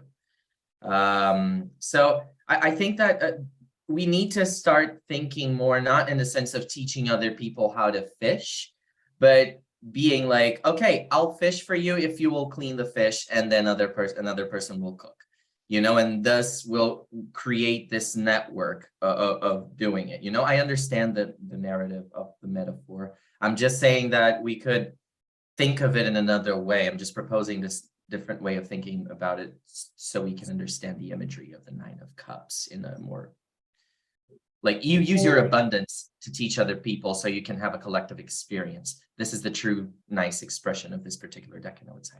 Also network, which I like, a little play on words. And then when you were saying network, I think of like net worth also, and like what we're really worth or whatever, like what really brings value, which I think what you were talking about, like how we bring value, how we share value with our communities, and how we, and again, it's Venus's exaltation of the real truth and Jupiter's like real inner wisdom, where it's like, it's not these ideals that we're being sold, but something that comes from the inside. And I know you were saying like not individualistic, but more society based, but that would come from like a deep knowing of yourself and a deep wanting to share with the collective and the communities around us and things like that. When I think about, like, again, I know we talked about the baptism piece and like the Jesus piece and like the idea of like the whole teaching people how to fish. I think that's like biblical as well. But the idea of like so much in the Bible being about like the ship, like remember Jesus walking on the water, right? Which is kind of like the idea of mastery over those deep waters or something like this, right? So again, like I don't know why I'm the one drawing Jesus parallels here, but I think it's just what the hell, Elsa? This is fucking hilarious. Well, I'm not one to brag, but I'm a good evangelist, and the Holy Ghost does speak. I think it's speaking through me, baby. God is claws in you. It's just that I more identify with the reverse pentagram side of the conversation. But anyway, just the idea of the teaching people how to fish, because I think that is like a biblical idea, and the baptism idea, and like the walking on the water, all that. Right, and there is a little bit of a biblical representation on another one of these cards here on the slide, which is the Nine of Cups in the Golden Botticelli deck on the right, where we have a series of maybe lords and ladies set at a table for a feast. And, in some ways, this number of people, it's only 9, not 12, but it does look like the Last Supper a little bit, but from a very different perspective.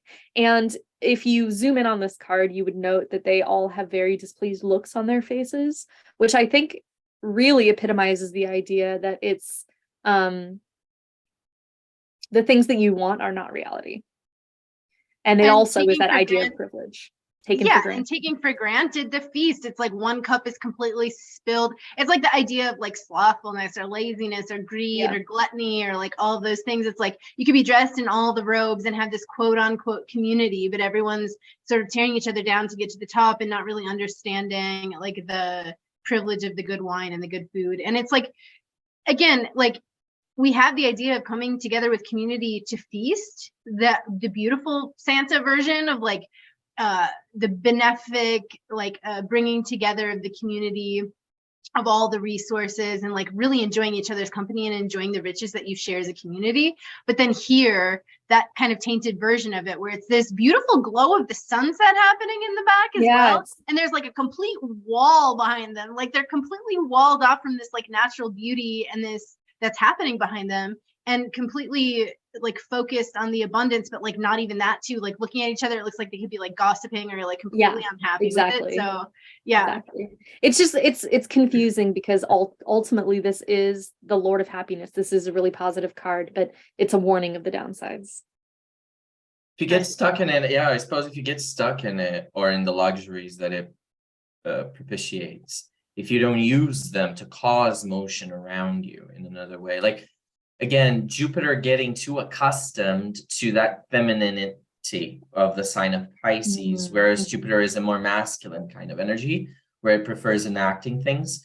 Maybe if you try to get too much into that side of Jupiter being a masculine planet, but more feminized, you will get a more slack or a more like, I don't want to notice my privilege kind of thing. Whereas if you use that Jupiter more actively and consciously, which takes a little more effort, you will distribute those abundant parts of you or of your knowledge, of your wealth with other people and with your community, so it will grow.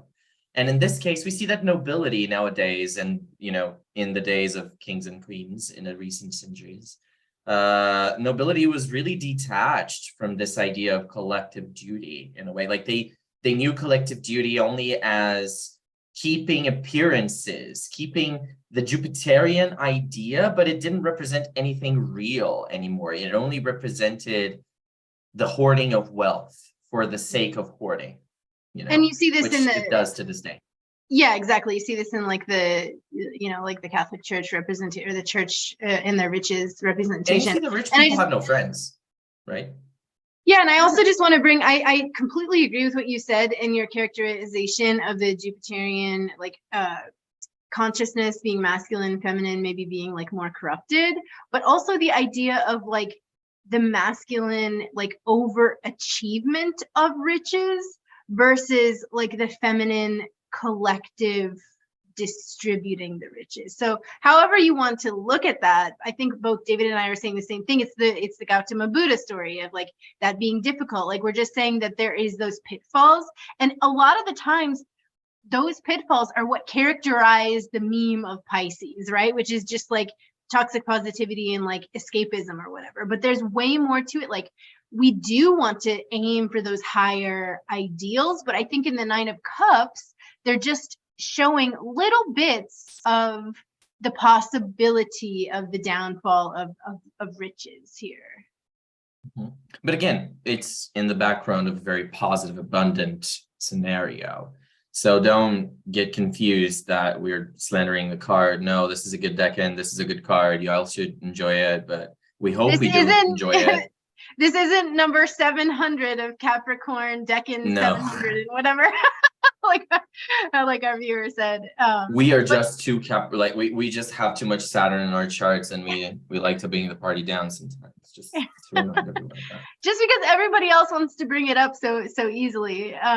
So the angel here, I think, looks like that in the Nine of Cups from the Scapini too, where it's like very Jupiterian and Venusian of like the angel bringing the truth, the light, the good word, right?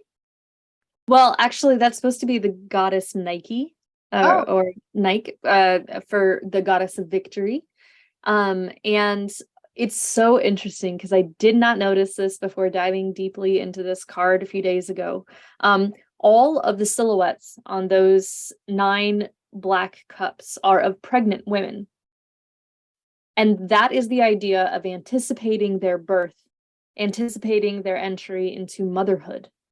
And so while it looks like a rather dour and serious card, it's actually full of symbols of future abundance, being empathetic. And that is such a moon Jupiter thing, you know, that is such a beautiful marriage of those two planetary archetypes, to have the expectant mother in a state of, there's like stoic victory there, because that's a goddess in stone, you know?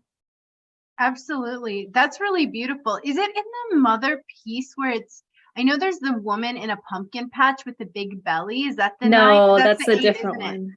I Yeah, think it is. yeah. Okay. All right. Well, anyway, yeah, the idea of like brimming with pregnancy is very much Venus exalted, Jupiter in the feminine quality, just like the expectant mother, the kind of expectations that are arising from that Jupiterian expectation to gift. Yeah, I really love that card. I have a new love for it, even though, like I said, initially it does look a little bit serious and a little bit somber, but it's really beautiful when you look more closely at those images. And I do have the mother piece version of the Nine of Cups in here. I really like to include this card often, and here we have depicted on the right the wishing well. So there are a number of what the author calls priestesses lounging around the well. And when you think of the idea of a double Jupiter decan, lots of abundance, you can definitely see how wishes would come into it, and of a very spiritual sort, where you could even look at this as something like a fountain of youth in a non-superficial way. Like, it's not like you're looking for just beauty and youth, but it's almost mythical. It's a very beautiful depiction here. And the sacred feminine and the sacred waters, almost like what we saw the Mother of Peace card doing that same thing with the star card, which is like this rejuvenation of the natural waters, the sacred feminine. And we also see yoga, right? We see this idea of like preparing the body for this meditative quality, like you got a couple inversions in there. Right, exactly. That's what I was going for. You've got the shift of perspective. No, it's okay.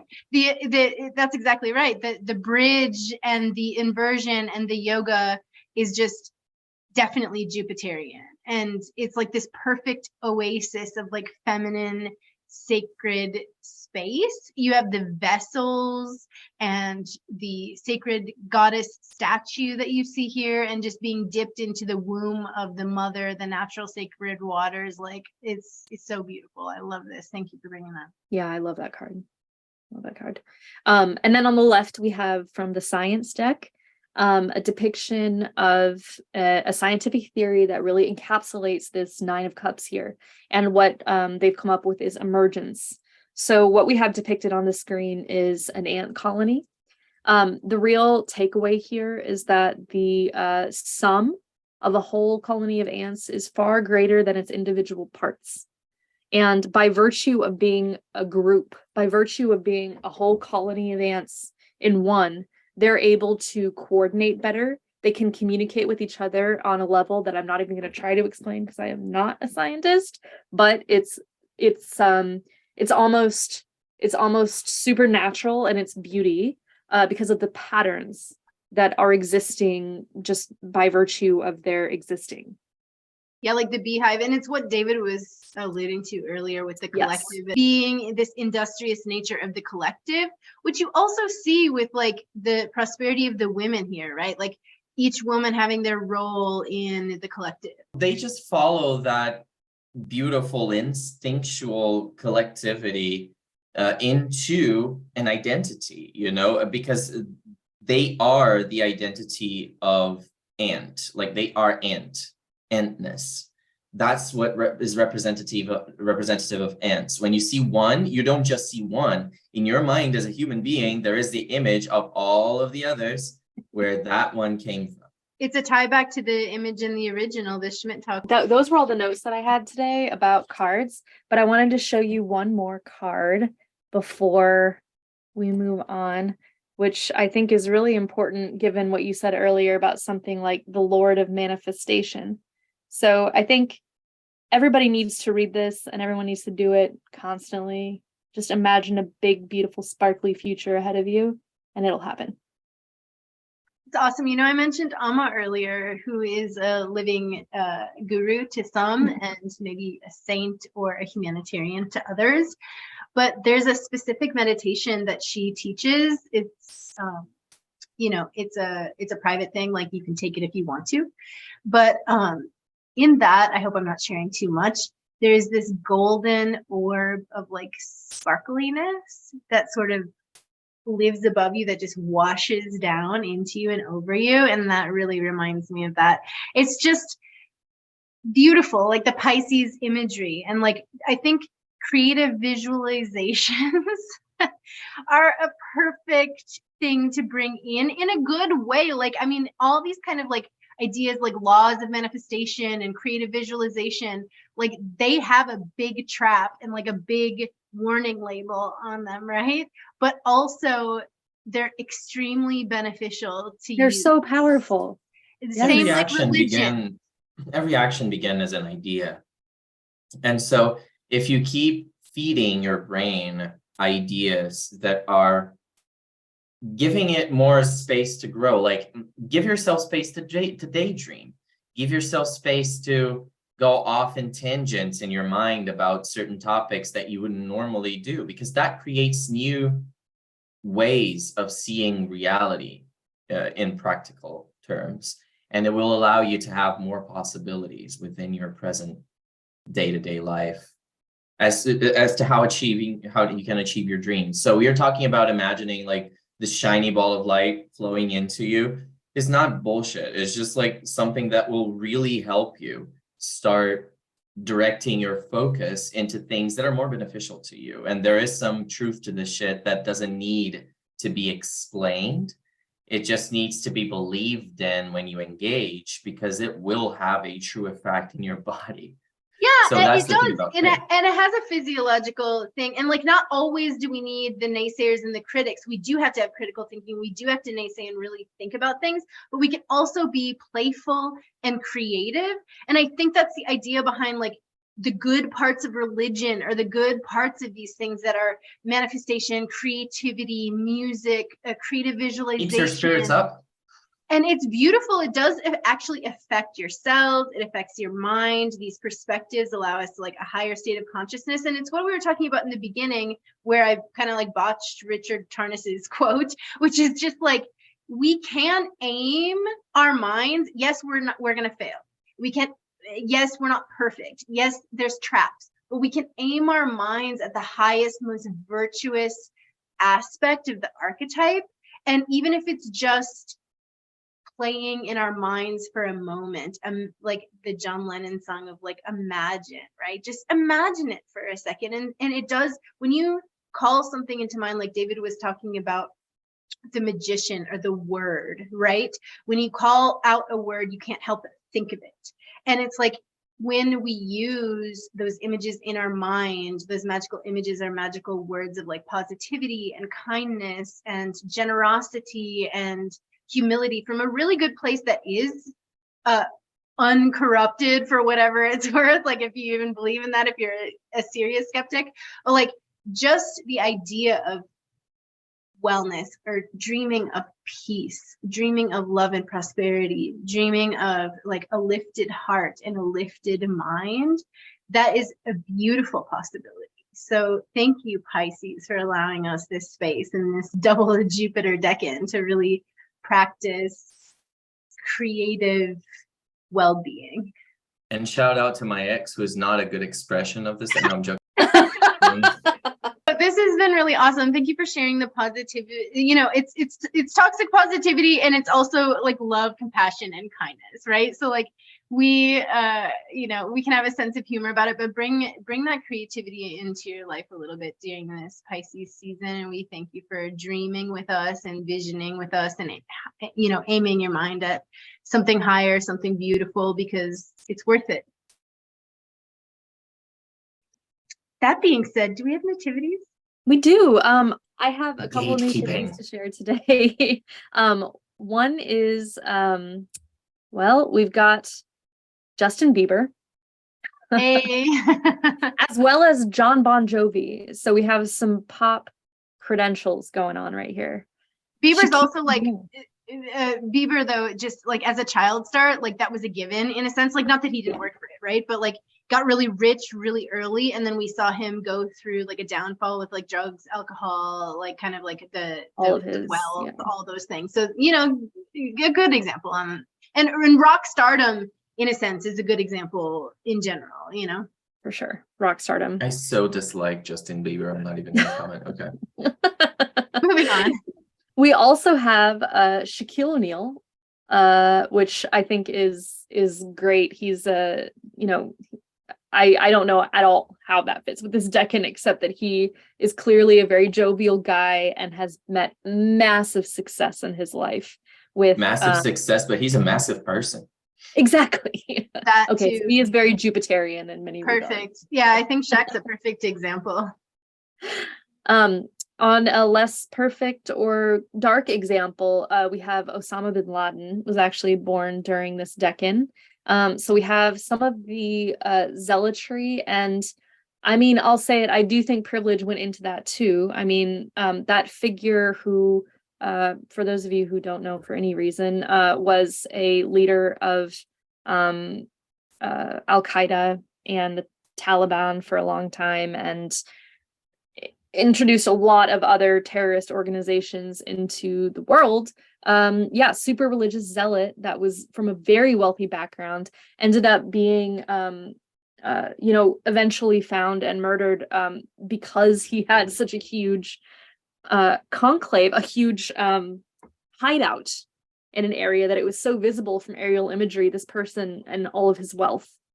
So anyway. And him just characterizing like religious zealotry, like not picking on the, like who cares if we're picking on Osama bin Laden, I guess, like the Islamic faith. But it's like, you know, Some people care. I want to be careful about it. I don't want people finding my address.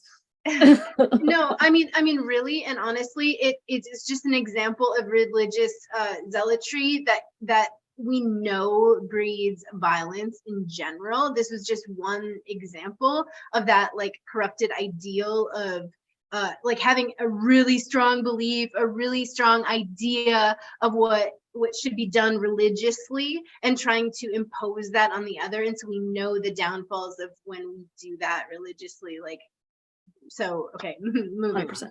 Interestingly, we have Alexander Graham Bell, who's the inventor of the telephone. Which is very interesting, especially given people that all Mercury, over the world. Right, especially given that Mercury is in its detriment in the sign of Pisces, that a Pisces sun would be able to enable so much beautiful mercurial activity in the world. Phone was like the internet of like the old days or whatever. Like you can talk to someone who's not in the room or whatever. Like, oh my God. Yeah. Instantly. And the last one that I want to mention is Dr. Seuss, who is a children's book author, very well known for his excessively imaginative. And I believe there may have been recently there's scandal. Yeah. But there's scandal. Maybe we shouldn't. No, it's okay. You can keep it in because also Jupiter's children, you know, and so like, you know, we see a children's author, but let's go with Dr. Seuss being like another dark example. Yeah, he could be another dark example, but yes, Dr. Seuss is another one from this Decan. So awesome. Thanks for bringing forth the nativities, KB, and thank you for both your input. This is a really fun Decan to do. I love when we get like little bits of cheer in this, like, what did our viewer call it? Like Wheel of Beasts or whatever. Moments of goodness.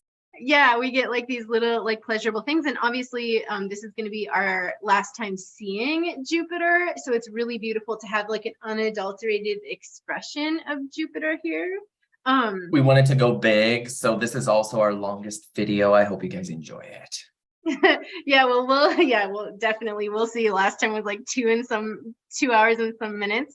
Thank you for joining. Like, subscribe, please comment. Let's have this be not only one of the longest videos, but one of the most liked and commented videos, and abundance. It would make us very materially happy. Thank you very much.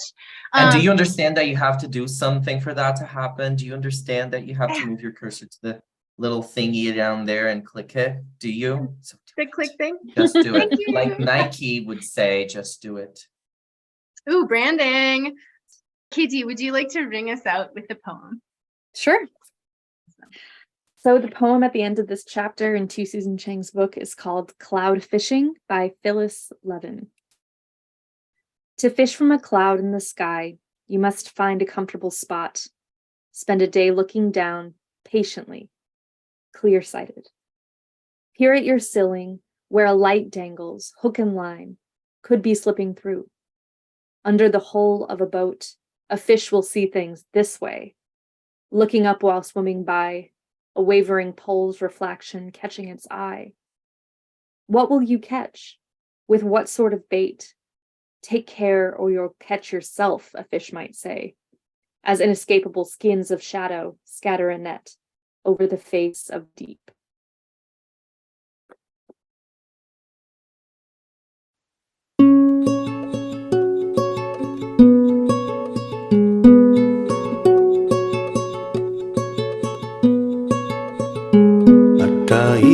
Matao kako bersama you demikian soba da soba kena matai banak kau di mana demikian soba dan soba matai banak ujung baik kena kemaya tak ongai esa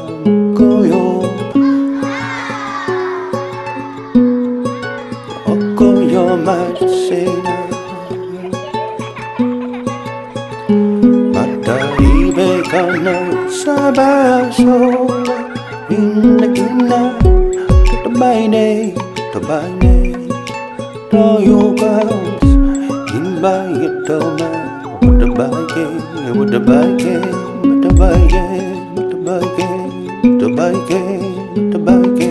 Tiyo na lakano yoga Sono meya bagolina Kamaya na konyo on my way go by Tiyo na lakano yoga Sono meya bagolina